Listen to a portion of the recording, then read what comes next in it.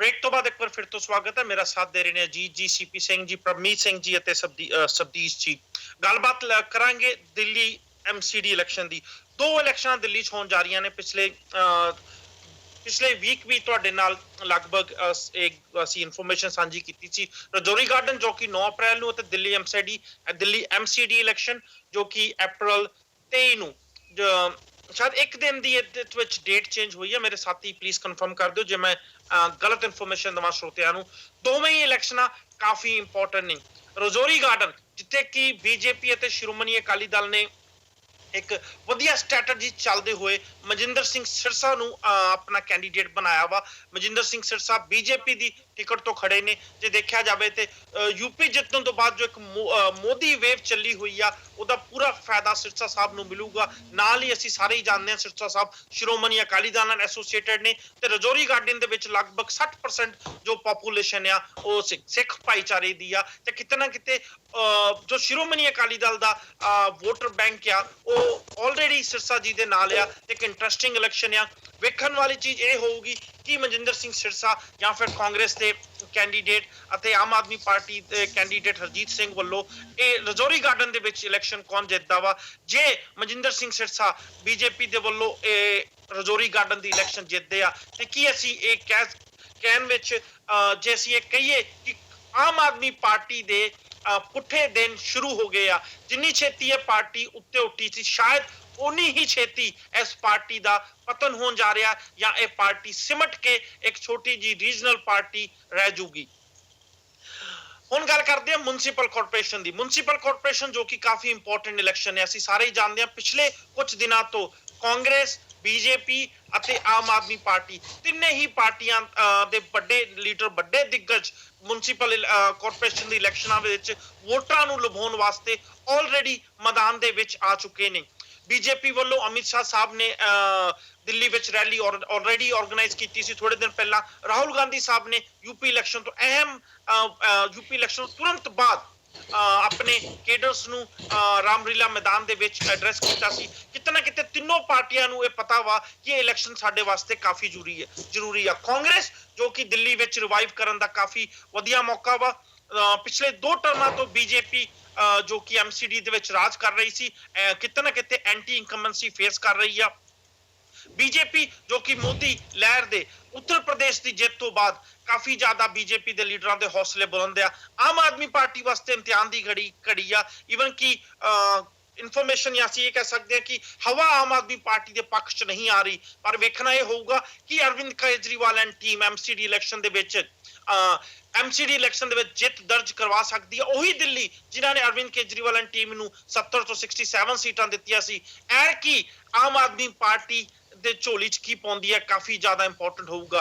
दूजी जे कांग्रेस अते बीजेपी की गल मनीए ते आम आदमी पार्टी दा एमसीडी इलैक्शनां विच सही इम्तिहान होगा। शायद जे मेरे नाल जो पैनलिस्ट जुड़े उन्होंने मुझे पूछा तो सारे भी इस गल तो बिल्कुल एग्री करेंगे। शायद तुसी भी एग्री करोगे कि आम आदमी पार्टी का दिल्ली की एमसीडी इलैक्शनां विच सही इम्तिहान होगा। वो आम आदमी पार्टी जो दिल्ली च कीते गए कामां उत्ते नैशनल पार्टी बनना चाहती सी। 2019 विच अरविंद केजरीवाल भारत का प्रधानमंत्री बनना चाहते सी। कि अरविंद केजरीवाल का यह सपना सच होने जा रहा या फिर यह सपना चूर चूर होने जा रहा वा। जे आम आदमी पार्टी दिल्ली एमसीडी दे विच वधिया प्रदर्शन नहीं करती ते जो मैं पहला कहा सी कि आम आदमी पार्टी दे पुठे दिन शुरू हो चुके ने।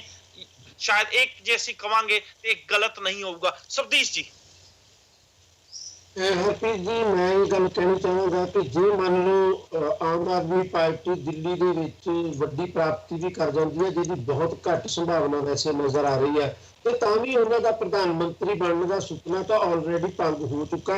मैनूं नहीं लगता कि दिल्ली दे विच आम आदमी पार्टी की प्राप्ति नूं भविख दे घट्टो घट्ट बहुत नेड़ भविख के तौर के उत्ते प्रधानमंत्री के चेहरे वजों सोचा भी जाना चाहिए। मैनूं लगता ये भी एक तरह नाल मीडिया दे विच बैठे असीं एक प्रचार जो चीज़ों का हो जाता एक मिथ की तरह कोई चीज़ खड़ी हो जाती है और असीं उस मिथ नूं पोड़ छाण का हिस्सा बना लैंदे। मैनूं लगता ये गल तां पिछलियां लोक सभा चोणां ਵੇਲੇ तय हो चुकी सी कि आम आदमी पार्टी ते उहदे नेता नरेंद्र अपना ਕੇਜਰੀਵਾਲ ਨਰਿੰਦਰ ਮੋਦੀ ਦੇ ਸਾਹਮਣੇ ਬਹੁਤ ਨਗੂਣੇ ਸਾਬਤ ਹੋ ਚੁੱਕੇ ਨੇ। ਮੈਂ ਗੱਲ ਵਿਚਾਰਧਾਰਾ ਦੀ ਨਹੀਂ ਕਰਦਾ, ਇੱਕ ਨੇਤਾ ਦੀ ਪ੍ਰਵਾਨਗੀ ਦੀ ਦੂਜੇ ਨੇਤਾ ਦੀ ਪ੍ਰਵਾਨਗੀ ਦੇ ਪ੍ਰਸੰਗ ਦੇ ਵਿੱਚ ਗੱਲ ਕਰਦਾ।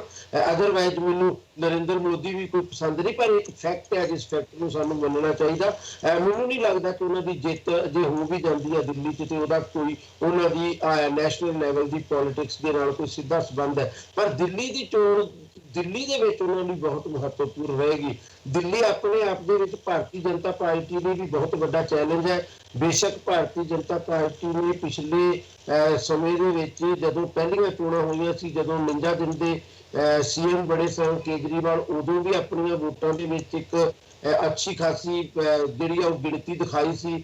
ਔਰ ਜਦੋਂ ਉਹ ਬਹੁਤ ਬੁਰੀ ਤਰ੍ਹਾਂ 3 ਸੀਟਾਂ ਲੈ ਕੇ ਜਿੱਤੀ ਹੋਈ ਨਜ਼ਰ ਆਉਂਦੀ ਆ ਔਰ ਉਹਦੇ ਮੁਕਾਬਲੇ ਉੱਤੇ ਆਮ ਆਦਮੀ ਪਾਰਟੀ ਕੋਲੇ ਬਹੁਤ ਵੱਡੀ ਬਹੁਤ ਸੰਮਤੀ ਹੈ, ਤਾਂ ਉਦੋਂ ਵੀ ਉਹਦੇ ਵੋਟ ਫੀਸਦੀ ਦੇ ਵਿੱਚ ਕੋਈ ਬਹੁਤ ਵੱਡਾ ਫਰਕ ਨਹੀਂ। 10 ਸਾਲਾਂ ਤੋਂ ਆਲਰੇਡੀ ਸਥਾਨਕ ਜਿਹੜੀਆਂ ਚੋਣਾਂ ਚੀਜ਼ਾਂ ਨੇ, ਸੰਸਥਾਵਾਂ ਨੇ, ਉਹਨਾਂ ਦੇ ਉੱਤੇ ਕਾਬਜ਼ ਬੈਠੀ ਹੈ। ਚੈਲੰਜ ਉਹਦੇ ਲਈ ਵੀ ਹੈ। ਔਰ ਮੈਨੂੰ ਜਿਹੜੀ ਸਭ ਤੋਂ ਅਲੱਗ ਚੀਜ਼ ਨਜ਼ਰ ਆਉਂਦੀ ਉਹ ਇਹ ਹੈ ਕਿ ਅਸਲ ਮੁਕਾਬਲਾ ਬੇਸ਼ੱਕ ਕੇਜਰੀਵਾਲ ਤੇ ਭਾਰਤੀ ਜਨਤਾ ਪਾਰਟੀ ਦੇ ਮੁਕਾਬਲੇ ਵਿਚਾਲੇ ਹੀ ਹੋਵੇ, ਪਰ ਮੈਨੂੰ ਸ਼ੱਕ ਹੈ ਜਾਂ ਮੈਨੂੰ ਖਦਸ਼ਾ ਵਾ ਜਾਂ ਮੈਨੂੰ ਸੰਭਾਵਨਾ ਨਜ਼ਰ ਆਉਂਦੀ ਹੈ ਕਿ ਕਾਂਗਰਸ ਪਾਰਟੀ ਸ਼ਾਇਦ ਰਿਵਾਈਵ ਕਰੇਗੀ ਦਿੱਲੀ ਦੇ ਵਿੱਚ।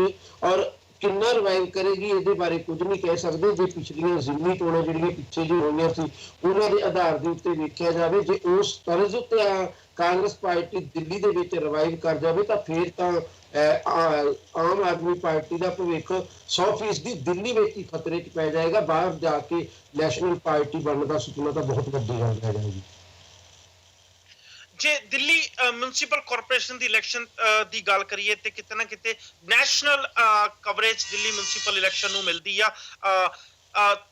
ਆਮ ਆਦਮੀ ਪਾਰਟੀ, ਕਾਂਗਰਸ, ਬੀਜੇਪੀ ਤੇ ਇਸ ਇਲੈਕਸ਼ਨ ਵਿੱਚ ਹਿੱਸਾ ਲੈ ਹੀ ਰਹੀ ਨੇ। ਇਹਦੇ ਨਾਲ ਹੀ ਸਵਰਾਜ ਇੰਡੀਆ, ਯੋਗਿੰਦਰ ਯਾਦਵ ਅਤੇ ਪ੍ਰਸ਼ਾਂਤ ਭੂਸ਼ਣ ਦੀ ਪਾਰਟੀ ਵੀ ਇਸ ਇਲੈਕਸ਼ਨ ਵਿੱਚ ਹਿੱਸਾ ਲੈ ਰਹੀ ਹੈ। ਕਾਫੀ ਕੋਸ਼ਿਸ਼ ਕੀਤੀ ਜਾ ਰਹੀ ਹੈ ਸਵਰਾਜ ਇੰਡੀਆ ਵੱਲੋਂ ਕਿ ਅਸੀਂ ਦਿੱਲੀ ਐਮਸੀਡੀ ਦੀ ਇਲੈਕਸ਼ਨਾਂ ਦੇ ਵਿੱਚ ਵਧੀਆ ਪ੍ਰਦਰਸ਼ਨ ਕਰਕੇ ਦਿਖਾ ਸਕੀਏ, ਪਰ ਉਹਦੇ ਨਾਲ ਦੇ ਨਾਲ ਹੀ ਤੁਹਾਨੂੰ ਹੈਰਾਨੀ ਹੋਊਗੀ ਕਿ ਬੀਐਸਪੀ, ਬਹੁਜਨ ਸਮਾਜ ਪਾਰਟੀ, ਜੋ ਕਿ यूपी ਦੇ ਵਿੱਚ ਸਿਮਟ ਕੇ ਇੱਕ ਬਹੁਤ ਹੀ ਛੋਟੀ ਪਾਰਟੀ ਬਣ ਚੁੱਕੀ ਆ, ਬੀਐਸਪੀ ਵੀ ਦਿੱਲੀ ਐਮਸੀਡੀ ਦੀ ਇਲੈਕਸ਼ਨਾਂ ਦੇ ਵਿੱਚ ਹਿੱਸਾ ਲੈਣ ਜਾਊਗੀ। ਪਿਛਲੀ ਵਾਰ ਸਮਾਜਵਾਦੀ ਪਾਰਟੀ ਨੇ ਵੀ ਦਿੱਲੀ ਇਲੈਕਸ਼ਨਾਂ ਦੇ ਵਿੱਚ ਹਿੱਸਾ ਲਿਆ ਸੀ। ਨਿਤੀਸ਼ ਕੁਮਾਰ ਦੀ ਜਨਤਾ ਦਲ ਯੂਨਾਈਟਿਡ ਵੀ ਦਿੱਲੀ ਐਮਸੀਡੀ ਇਲੈਕਸ਼ਨਾਂ ਦੇ ਵਿੱਚ ਹਿੱਸਾ ਲੈਣ ਐਰਕੀ ਜਾ ਰਹੀ ਆ। 6-7 ਪਾਰਟੀਆਂ ਨੇ ਜੋ ਦਿੱਲੀ ਐਮਸੀਡੀ ਇਲੈਕਸ਼ਨ ਵਿੱਚ, ਜੇ ਮੈਂ ਗਲਤ ਨਹੀਂ ਹੈ, ਤ੍ਰਿਣਮੂਲ ਕਾਂਗਰਸ ਵੱਲੋਂ ਵੀ ਦਾਅਵੇ ਕੀਤੇ ਜਾ ਰਹੇ ਸੀ ਕਿ ਉਹ ਵੀ ਦਿੱਲੀ ਐਮਸੀਡੀ ਇਲੈਕਸ਼ਨਾਂ 'ਚ ਹਿੱਸਾ ਰਹਿਣਗੇ। ਕਿਤੇ ਨਾ ਕਿਤੇ ਮੁਕਾਬਲਾ ਕਾਫੀ ਇੰਟਰਸਟਿੰਗ ਬਣ ਗਿਆ ਵਾ। ਬੀਜੇਪੀ ਜੋ ਕਿ ਐਂਟੀ ਇਨਕਮਬੈਂਸੀ ਫੇਸ ਕਰ ਰਹੀ ਆ, ਬੀਜੇਪੀ ਨੇ ਆਲਰੇਡੀ ਇੱਕ ਵਧੀਆ ਸਟ੍ਰੈਟਜੀ ਖੇਡਦੇ ਹੋਏ ਆਪਣੇ ਕਿਸੇ ਵੀ ਪੁਰਾਣੇ ਕਾਉਂਸਲਰ ਨੂੰ ਟਿਕਟ ਨਾ ਦੇਣ ਦੀ ਗੱਲ ਕੀਤੀ ਆ ਤੇ ਨਵੀਂ ਟੀਮ ਇੱਕ ਪ੍ਰੈਜ਼ੈਂਟ ਕਰਨ ਦੀ ਦਿੱਲੀ ਵਾਲਿਆਂ ਦੇ ਸਾਹਮਣੇ ਗੱਲ ਰੱਖੀ ਆ। ਹੁਣ ਥੋੜਾ ਜਿਹਾ ਓਪੀਨੀਅਨ ਪੋਲ ਤੇ ਚੱਲਦੇ ਆ। ਇਸ ਵੀਕ ਅਸੀਂ ਜੋ ਤੁਹਾਡੇ ਨਾਲ ਓਪੀਨੀਅਨ ਪੋਲ, ਪਹਿਲੇ ਓਪੀਨੀਅਨ ਪੋਲ ਸਾਂਝੇ ਕਰਨ ਜਾ ਰਹੇ ਹਾਂ, ਉਹ ਜੀ ਪੁਲ ਪਹਿਲਾਦਪੁਰ ਦੇ ਨੇ, ਜੋ ਕਿ ਸਾਊਥ ਦਿੱਲੀ ਦੇ ਵਾਰਡ ਨੰਬਰ 94। ਫਿਰ ਤੋਂ ਦੱਸਦਾ ਦਰਸ਼ਕਾਂ ਨੂੰ, ਦਿੱਲੀ ਦੇ ਵਿੱਚ 3 ਮਿਊਨਿਸਪਲ ਕਾਰਪੋਰੇਸ਼ਨ ਨੇ, ਸਾਊਥ, ਨਾਰਥ ਐਂਡ ਈਸਟ। ਜੋ ਅਸੀਂ ਤੁਹਾਨੂੰ ਪਿਛਲੇ ਵੀਕ ਵੀ ਓਪੀਨੀਅਨ ਪੋਲ ਸਾਂਝੇ ਕੀਤੇ ਸੀ ਉਹ ਸਾਊਥ ਦਿੱਲੀ ਦੇ ਨੇ ਤੇ ਸਾਊਥ ਦਿੱਲੀ ਦੇ ਹੀ ਅਸੀਂ ਐਰਕੀ ਵਾਰਡ 94, ਵਾਰਡ 94 ਪੁਲ ਪਹਿਲਾਦਪੁਰ ਦੇ ਓਪੀਨੀਅਨ ਪੋਲ ਸਾਂਝੇ ਕਰਨ ਜਾ ਰਹੇ ਹਾਂ। ਜੇ ਪੁਲ ਪਹਿਲਾਦਪੁਰ ਦੇ ਵੋਟਰਸ ਦੀ ਗੱਲ ਮੰਨੀਏ ਤੇ 64% ਪੁਲ ਪਹਿਲਾਦਪੁਰ ਦੇ ਵੋਟਰਸ ਬੀਜੇਪੀ ਦੇ ਹੱਕ 'ਚ ਵੋਟ ਪਾਉਣਾ ਚਾਹੁੰਦੇ ਨੇ, 14% ਪੁਲ ਪਹਿਲਾਦਪੁਰ ਦੇ ਵੋਟਰਸ ਆਮ ਆਦਮੀ ਪਾਰਟੀ ਦੇ ਹੱਕ 'ਚ ਵੋਟ ਪਾਉਣਾ ਚਾਹੁੰਦੇ ਨੇ, 9% ਕਾਂਗਰਸ ਦੇ ਹੱਕ ਵਿੱਚ ਤੇ 13% ਨੇ ਅਜੇ ਆਪਣਾ ਮਨ ਨਹੀਂ ਬਣਾਇਆ ਹੈ। ਮੈਂ ਰਿਪੀਟ ਕਰਦਾ ਕਿ 66% ਵਾਰਡ 94 ਪੁਲ ਪਹਿਲਾਦਪੁਰ ਦੇ ਵੋਟਰਸ ਬੀਜੇਪੀ ਦੇ ਹੱਕ ਵਿੱਚ ਵੋਟ ਪਾਉਣਾ ਚਾਹੁੰਦੇ ਨੇ, 14% Aam Aadmi party, 9% Indian national Congress ਤੇ 13% ਵੋਟਰਸ ਨੇ ਅਜੇ ਮਨ ਨਹੀਂ ਬਣਾਇਆ ਵਾ। ਤੇ ਤੁਸੀਂ ਦੇਖ ਸਕਦੇ ਹੋ ਕਿ ਬੀਜੇਪੀ ਵੱਡੀ ਲੀਡ ਲੈ ਕੇ ਦੂਜੀਆਂ ਦੋਵੇਂ ਹੀ ਪਾਰਟੀਆਂ ਤੋਂ ਕਾਫੀ ਅੱਗੇ ਚੱਲ ਰਹੀ ਆ। ਪੰਜਾਬ ਦੇ ਵਿੱਚ ਜੋ ਚੱਕਦੇ ਟੀਵੀ ਦੀ ਟੀਮ ਨੇ ਪੋਲ ਕੀਤੇ ਸੀ, ਜੇ ਉਹਨੂੰ ਮੈਂ ਧਿਆਨ 'ਚ ਰੱਖ ਕੇ ਤੁਹਾਨੂੰ ਇਹ ਸ਼ੇਅਰ ਕਰਾਂ ਕਿ ਜਿੱਥੇ ਵੀ ਚੱਕਦੇ ਟੀਵੀ ਦੀ ਟੀਮ ਨੇ ਆંકੜੇ ਜਦੋਂ ਓਪੀਨੀਅਨ ਪੋਲ ਕੀਤੇ ਸੀ, 50% ਦੇ ਕੋਲ ਜਿੱਥੇ ਵੀ ਚੱਕ ਦੇ ਟੀਵੀ ਦੀ ਟੀਮ ਨੇ ਕਲੇਮ ਕੀਤਾ ਸੀ ਕਿ ਇਹ ਪਾਰਟੀ ਜੇਤੀ ਹੋਊਗੀ, ਉਸ ਪਾਰਟਿਕੂਲਰ ਰਾਈਡਿੰਗ ਦੇ ਵਿੱਚ ਪੰਜਾਬ ਦੇ ਵਿੱਚ ਉਹ ਪਾਰਟੀ ਜੇਤੂ ਹੋਈ ਆ। ਤੇ ਨਾਲ ਹੀ ਜਿਹੜਾ ਵੋਟ ਮਾਰਜਿਨ ਦੱਸਿਆ ਗਿਆ ਸੀ ਚੱਕ ਦੇ ਟੀਵੀ ਦੀ ਟੀਮ ਦੁਆਰਾ, ਕਿਤੇ ਵੋਟ ਮਾਰਜਿਨ ਵੀ ਵੱਡਾ ਰਹੇਗਾ, ਜੇਤੂ ਪਾਰਟੀ ਦੂਜੀ ਪਾਰਟੀ ਤੋਂ ਜੋ ਦੂਜੇ ਨੰਬਰ ਦੀ ਪਾਰਟੀ ਆ ਵੱਡੇ ਮਾਰਜਿਨ ਨਾਲ ਅੱਗੇ ਹੋਊਗੀ। ਐਗਜ਼ੈਕਟਲੀ ਜੇ ਮੈਂ ਉਹੀ ਸਿਨੈਰੀਓ ਦਿੱਲੀ ਦੇ ਵਿੱਚ ਰੱਖਾਂ ਤੇ ਮੈਂ ਮੈਨੂੰ ਇਹ ਕਹਿਣ ਚ ਬਿਲਕੁਲ ਵੀ ਮੈਂ ਸੰਕੋਚ ਨਹੀਂ ਕਰੂੰਗਾ ਕਿ ਵਾਰਡ 94 ਦੀ ਸੀਟ ਕਿਤੇ ਨਾ ਕਿਤੇ ਬੀਜੇਪੀ ਦੇ ਹੱਕ ਚ ਜਾਂਦੀ ਦਿਖ ਰਹੀ ਆ ਤੇ ਜਿੱਤ ਵੀ ਵੱਡੇ ਮਾਰਜਿਨ ਨਾਲ ਹੋਊਗੀ। ਅਜੀਤ ਜੀ, ਹਰਪ੍ਰੀਤ ਜੀ, ਇਹ ਜਿਹੜੇ ਤੁਸੀਂ ਚੋਣ ਸਰਵੇ ਦੀ ਗੱਲ ਕੀਤੀ ਹੈ, ਇਹ ਤੋਂ ਪਹਿਲਾਂ ਮੈਂ ਇੱਕ ਗੱਲ ਕਰਨੀ ਚਾਹਾਂਗਾ ਕਿ ਬੀਜੇਪੀ ਵਾਸਤੇ ਵੀ ਬਹੁਤ ਵੱਡਾ ਜਿਹੜਾ ਹੈਗਾ ਉਹ ਚੈਲੰਜ ਹੈ, ਪਰ ਉਹ ਇਸ ਰੂਪ ਚ ਹੈ ਕਿ ਅੱਗੇ ਜਿਹੜੀਆਂ ਸਟੇਟਾਂ ਦੇ ਵਿੱਚ ਵੀ ਚੋਣਾਂ ਹੋਣੀਆਂ ਨੇ, ਬੀਜੇਪੀ ਇੱਕ ਟ੍ਰੈਂਡ ਸੈੱਟ ਕਰ ਸਕਦੀ ਹੈ। ਜੇ ਇੱਥੇ ਕਾਮਯਾਬ ਹੁੰਦੀ ਹੈ, ਉਹ ਟ੍ਰੈਂਡ ਜਾਂ ਇੱਕ ਬੈਂਚਮਾਰਕ ਹੋਏਗਾ ਕਿ ਬੀਜੇਪੀ ਜਿਹੜੀ ਹੈਗੀ ਐਂਟੀ ਇਨਕੰਬੈਂਸੀ ਨੂੰ ਫਾਈਟ ਆਊਟ ਕਰਕੇ ਵੀ ਸਰਕਾਰ ਬਣਾ ਸਕਦੀ ਹੈ, ਕਿਉਂਕਿ ਜਿੱਥੇ ਅੱਗੇ ਚੋਣਾਂ ਹੋ ਰਹੀਆਂ ਹੋਰ ਸਟੇਟਾਂ ਦੇ ਵਿੱਚ, ਉੱਥੇ ਬੀਜੇਪੀ ਦੀ ਸਰਕਾਰ ਹੈ, ਇੱਕ ਸੁਨੇਹਾ ਦੇਣ ਚ ਦਿੱਲੀ ਚ ਕਾਮਯਾਬ ਹੋ ਸਕਦੀ ਹੈ ਕਿ ਐਂਟੀ ਇਨਕੰਬੈਂਸੀ ਜਿਹੜੀ ਹੈਗੀ ਬੀਜੇਪੀ ਦੇ ਰਾਹ ਚ ਰੋੜਾ ਨਹੀਂ ਬਣ ਸਕਦੀ ਹੈਗੀ। ਹੁਣ ਮੈਂ ਤੁਹਾਡੇ ਤੇ ਆਉਣਾ, ਜਿਹੜਾ ਤੁਸੀਂ ਸਰਵੇ ਕੀਤਾ, ਇਹ ਸਰਵੇ ਤਾਂ ਦਿਖਾ ਰਿਹਾ ਕਿ ਬੀਜੇਪੀ ਨੂੰ 64% ਵੋਟਰ ਜਿਹੜੇ ਪਸੰਦ ਕਰਦੇ ਨੇ, ਪਰ ਮੇਰੇ ਖਿਆਲ ਆਪਾਂ ਹੁਣ ਤੱਕ 4 ਕਾਂਸਟੀਚੁਐਂਸੀਆਂ ਦੀ ਕਰ ਚੁੱਕੇ ਆ ਸਰਵੇ। 2 ਦਾ ਪਹਿਲਾਂ ਦੱਸਿਆ ਸੀ, ਇੱਕ ਤੁਸੀਂ ਦੱਸਿਆ, ਇੱਕ ਤੁਸੀਂ ਦੱਸੋਗੇ ਜਾਕਰ ਨਗਰ ਦਾ। ਇਹਦੇ 'ਚ ਇੱਕ ਪੈਟਰਨ ਨਜ਼ਰ ਆ ਰਿਹਾ ਜਿਹੜਾ ਪੰਜਾਬ ਪੈਟਰਨ ਹੈ, ਪਰ ਜੇ ਉਸ ਚੀਜ਼ ਨੂੰ ਜੇ ਸਟੱਡੀ ਕਰੀਏ ਤਾਂ ਆਮ ਆਦਮੀ ਪਾਰਟੀ ਜਿਹੜੀ ਹੈਗੀ ਉਹਦੇ ਵਾਸਤੇ ਬਹੁਤ ਚੰਗਾ ਸੁਨੇਹਾ ਨਹੀਂ ਹੈਗਾ। ਜਦੋਂ ਆਪਾਂ ਪੰਜਾਬ ਦੇ ਵਿੱਚ ਜਿਹੜਾ ਕਰ ਰਹੇ ਸੀ ਸਰਵੇ, ਉਹਦੇ 'ਚ ਇੱਕ ਹੁੰਦਾ ਸੀ ਚੀਜ਼ ਬੜੀ ਸਾਹਮਣੇ ਆਈ ਸੀ ਕਿ ਆਮ ਆਦਮੀ ਪਾਰਟੀ ਬਹੁਤੀ ਕਾਂਸਟੀਚੁਐਂਸੀਆਂ 'ਚ ਦੂਜੇ ਨੰਬਰ ਤੇ ਨਜ਼ਰ ਆ ਰਹੀ ਸੀ। ਘੱਟ ਕਾਂਸਟੀਚੁਐਂਸੀਆਂ ਵਿੱਚ ਅਕਾਲੀ ਦਲ ਸੀ ਜਿਹੜਾ 1 ਨੰਬਰ ਤੇ ਸੀ, ਬਹੁਤੀਆਂ ਕਾਂਸਟੀਚੁਐਂਸੀਆਂ 'ਚ ਕਾਂਗਰਸ ਪਾਰਟੀ ਸੀ, ਆਮ ਆਦਮੀ ਪਾਰਟੀ ਬਹੁਤ ਘੱਟ ਕਾਂਸਟੀਚੁਐਂਸੀਆਂ 'ਚ ਪਹਿਲੇ ਨੰਬਰ ਤੇ ਆ ਰਹੀ ਸੀ। ਸੋ ਜੇ ਭਾਵੇਂ ਆਪਾਂ ਇਹ ਕਹਿ ਲਈਏ ਕਿ ਉਹ ਬਹੁਤੇ ਥਾਂ ਤੇ ਦੂਜੇ ਨੰਬਰ 'ਚ ਹੈ, ਪਰ ਉਹਦੇ ਵਿੱਚ ਉਹ ਪੈਟਰਨ ਨਹੀਂ ਬਣਦਾ ਜਿੱਥੇ ਉਹ ਸੀਟ ਕੱਢਣ ਦੇ ਵਿੱਚ ਕਾਮਯਾਬ ਹੋ ਸਕਦੇ ਹੋਣ। ਸੋ ਇੱਥੇ ਵੀ ਇਹ ਪੈਟਰਨ ਜੇ ਇਹ ਬਣਦਾ ਹੈ ਕਿ ਬਹੁਤੀਆਂ ਕਾਂਸਟੀਚੁਐਂਸੀਆਂ ਵਿੱਚ ਜਿਹੜੀ ਹੈਗੀ, ਜਿਵੇਂ ਆਪਣੀਆਂ 4 ਕਾਂਸਟੀਚੁਐਂਸੀਆਂ 'ਚ 3 ਕਾਂਸਟੀਚੁਐਂਸੀ 'ਚ ਬੀਜੇਪੀ ਬਹੁਤ ਵੱਡੀ ਲੀਡ ਲੈ ਰਹੀ ਹੈ ਤੇ ਇੱਕ ਕਾਂਸਟੀਚੁਐਂਸੀ 'ਚ ਕਾਂਗਰਸ ਪਾਰਟੀ ਬਹੁਤ ਵੱਡੀ ਲੀਡ ਲੈ ਰਹੀ ਹੈ। ਆਮ ਆਦਮੀ ਪਾਰਟੀ ਕਿਤੇ ਵੀ ਬਹੁਤ ਵੱਡੀ ਲੀਡ ਨਹੀਂ ਆਉਂਦੀ ਹੈਗੀ ਜਿੱਥੋਂ ਇਹ ਲਾ ਸਕੀਏ ਕਿ ਇਹ ਸੀਟ ਜਿਹੜੀ ਹੈਗੀ ਕਾਂਗਰਸ ਆਮ ਆਦਮੀ ਪਾਰਟੀ ਕੱਢ ਸਕਦੀ ਹੈ। ਜੇ ਓਵਰਆਲ ਉਹ ਟ੍ਰੈਂਡ ਹੀ ਨਜ਼ਰ ਆਉਂਦਾ ਰਿਹਾ ਤਾਂ ਆਮ ਆਦਮੀ ਪਾਰਟੀ ਬਹੁਤ ਵੱਡੇ ਲੂਜ਼ਰ ਦੀ ਬਣਨ ਦੀ ਸੰਭਾਵਨਾ ਇਸ ਐਮਸੀਡੀ ਚੋਣਾਂ ਦੇ ਵਿੱਚ ਨਜ਼ਰ ਆਉਂਦੀ। ਜੇ ਗੱਲ ਕਰੀਏ ਤੇ ਪਾਣੀ ਜਾਂ pollution, corruption, traffic issues, roads, electricity main ਮੁੱਦੇ ਨੇ ਕੁੱਲ ਭਿਲਾਤਪੁਰ ਦੇ ਵੋਟਰਸ ਦੇ। ਤੇ ਨਾਲ ਹੀ ਜੋ ਬੀਜੇਪੀ ਨੂੰ ਇੱਕ ਵੱਡੀ ਲੀਡ ਮਿਲ ਰਹੀ ਆ, ਕਾਫੀ ਵੱਡੀ ਮਾਤਰਾ 'ਚ ਉਹ ਵੋਟਰ ਨੇ ਜੋ ਮੋਦੀ ਸਾਹਿਬ ਦੇ ਨਾਂ ਤੇ ਬੀਜੇਪੀ ਨੂੰ ਵੋਟ ਪਾ ਰਹੇ ਨੇ, ਜਾਂ ਜਿਨ੍ਹਾਂ ਨੂੰ ਉਮੀਦ ਆ ਕਿ ਮੋਦੀ ਸਾਹਿਬ ਨੂੰ ਜੇ ਬੀਜੇਪੀ ਨੂੰ ਬਹੁਮਤ ਮਿਲਦਾ ਹੈ ਤੇ ਮੋਦੀ ਸਾਹਿਬ ਜੋ ਕਰਪਸ਼ਨ ਇਸ ਟਾਈਮ ਐਮਸੀਡੀ ਵਿੱਚ ਚੱਲ ਰਹੀ ਆ ਜਾਂ ਇਸ਼ੂਜ਼ ਚੱਲ ਰਹੇ ਨੇ, ਉਹ ਇਸ਼ੂ ਸੋਲਵ ਕਰਨ ਦੇ ਵਿੱਚ ਕਿਤੇ ਨਾ ਕਿਤੇ ਮੋਦੀ ਸਾਹਿਬ ਹੀ ਇੱਕ ਉਹਨਾਂ ਦੀ ਉਮੀਦ ਆ। ਸੀਪੀ ਸਿੰਘ ਜੀ, ਅਸੀਂ ਕਹਿ ਸਕਦੇ ਹਾਂ ਸੀਪੀ ਸਿੰਘ ਜੀ, ਖਾਸ ਕਰਕੇ ਉੱਤਰ ਪ੍ਰਦੇਸ਼ ਇਲੈਕਸ਼ਨ ਜਿੱਤਣ ਤੋਂ ਬਾਅਦ ਜੋ ਇੱਕ ਮੋਦੀ ਵੇਵ ਚੱਲ ਰਹੀ ਆ, ਕਾਫੀ ਕ੍ਰੈਡਿਟ ਮੈਂ ਉਸ ਚੀਜ਼ ਨੂੰ ਦੇਣਾ ਚਾਹੂੰਗਾ। Please go ahead CP Singh ji. ਮੈਂ ਬਿਲਕੁਲ ਉਸੇ ਤੇ ਆ ਰਿਹਾ ਸੀਗਾ।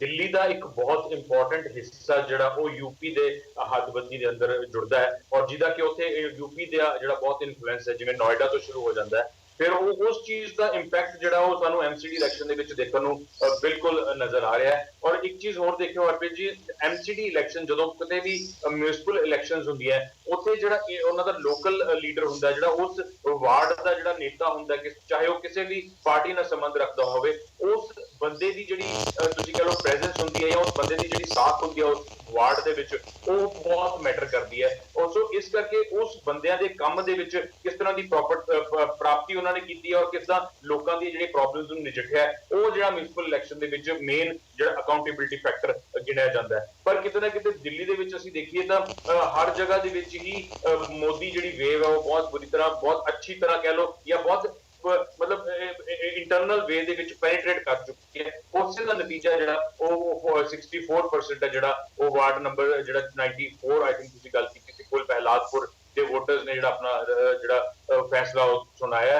ਸੋ ਕਿਤੇ ਨਾ ਕਿਤੇ ਇਹ ਚੀਜ਼ ਮੈਂ ਤਾਂ ਕਹੂੰਗਾ ਕਿ ਜਦੋਂ ਇਲੈਕਸ਼ਨ ਦੇ ਰਿਜ਼ਲਟ ਆਉਣਗੇ ਬਹੁਤ ਕਲੋਜ਼ ਹੋ ਕੇ ਨਿਬੜੇਗੀ। ਉਹਦਾ ਕਾਰਨ ਸਿਰਫ ਇਹੀ ਰਹੇਗਾ ਕਿ ਇੱਕ ਤਾਂ ਮੋਦੀ ਫੈਕਟਰ ਜਿਹੜਾ ਉਹ ਦਿੱਲੀ ਦੇ ਵਿੱਚ ਬਹੁਤ ਚੱਲ ਰਿਹਾ ਔਰ ਆਮ ਆਦਮੀ ਪਾਰਟੀ ਜਿਹੜੀ ਕਿ ਉੱਥੇ ਰੂਲਿੰਗ ਗਵਰਨਮੈਂਟ ਹੈ ਉਸ ਦਾ ਜਿਹੜਾ ਨੈਗੇਟਿਵ ਇੰਪੈਕਟ ਹੈ ਜਿਹੜੇ ਕਿ ਉੱਥੇ ਕੰਮ ਨਹੀਂ ਹੋਏ ਜਾਂ ਜਿਹੜੇ ਉਹ ਲੋਕਾਂ ਦੇ ਨਾਲ ਵਿਚਰਨ ਦੀ ਗੱਲ ਕਰਦੇ ਸੀ, ਲੋਕਾਂ ਦੇ ਤੁਸੀਂ ਕਹਿ ਲਓ ਕਿ ਮੁਹੱਲਿਆਂ ਦੇ ਵਿੱਚ ਵੜਨ ਦੀ ਗੱਲ ਕਰਦੇ ਸੀ, ਉਹ ਜਿਹੜਾ ਉਹ ਫੈਕਟਰ ਉੱਥੇ ਨਹੀਂ ਹੋ ਪਾਇਆ। ਉਸ ਚੀਜ਼ ਨੇ ਆਮ ਆਦਮੀ ਪਾਰਟੀ ਨੂੰ ਬਹੁਤ ਵੱਡੀ ਢਾਹ ਲਾਈ ਹੈ ਔਰ ਕਿਤੇ ਨਾ ਕਿਤੇ ਯੂਪੀ ਦੇ ਵਿੱਚ ਜਿਹੜੀ ਪ੍ਰੈਜ਼ੈਂਸ ਦਿਖਾਈ ਹੈ ਬੀਜੇਪੀ ਨੇ ਉਸ ਦਾ ਸਿੱਧਾ ਅਸਰ ਜਿਹੜਾ ਉਹ ਦਿੱਲੀ ਦੇ ਵਿੱਚ ਦੇਖਣ ਨੂੰ ਮਿਲੇਗਾ। ਅਸੀਂ ਹਾਲੇ ਤੱਕ 4 ਵਾਰਡਾਂ ਦੀ ਗੱਲ ਕੀਤੀ ਹੈ ਬਟ ਬਾਕੀ ਅਸੀਂ ਜਿਹੜੇ ਰਹਿੰਦੇ ਵਾਰਡ ਦੀ ਗੱਲ ਕਰੀਏ ਉੱਥੇ ਵੀ ਜਿਹੜੀ ਆਮ ਆਦਮੀ ਪਾਰਟੀ ਦੇ ਪ੍ਰਤੀ ਜਿਹੜਾ ਗੁੱਸਾ ਹੈ ਲੋਕਾਂ ਦਾ ਉਹ ਬਿਲਕੁਲ ਦਿਖ ਰਿਹਾ ਔਰ ਉਸ ਦਾ ਜਿਹੜਾ ਸਿੱਧਾ ਜਿਹੜਾ ਫਾਇਦਾ ਹੈ ਉਹ ਬੀਜੇਪੀ ਨੂੰ ਮਿਲਣ ਜਾਊਗਾ। ਔਰ ਜਿਸ ਤੱਕ ਗੱਲ ਰਹੀ ਕਾਂਗਰਸ ਦੀ, ਕਾਂਗਰਸ ਕਿਤੇ ਨਾ ਕਿਤੇ ਦੂਜੀ ਜਾਂ ਤੀਜੀ ਸੀਟ ਤੇ ਕਿਸ ਦੀ ਜ਼ਰੂਰ ਦਿਸੂਗੀ ਲੇਕਿਨ ਉਹ ਇੰਪੈਕਟ ਨਹੀਂ ਪਏਗਾ ਜੋ ਬੀਜੇਪੀ ਨੂੰ ਲੋਕਾਂ ਨੇ ਆਪਣਾ ਫਤਵਾ ਦੇਣਾ।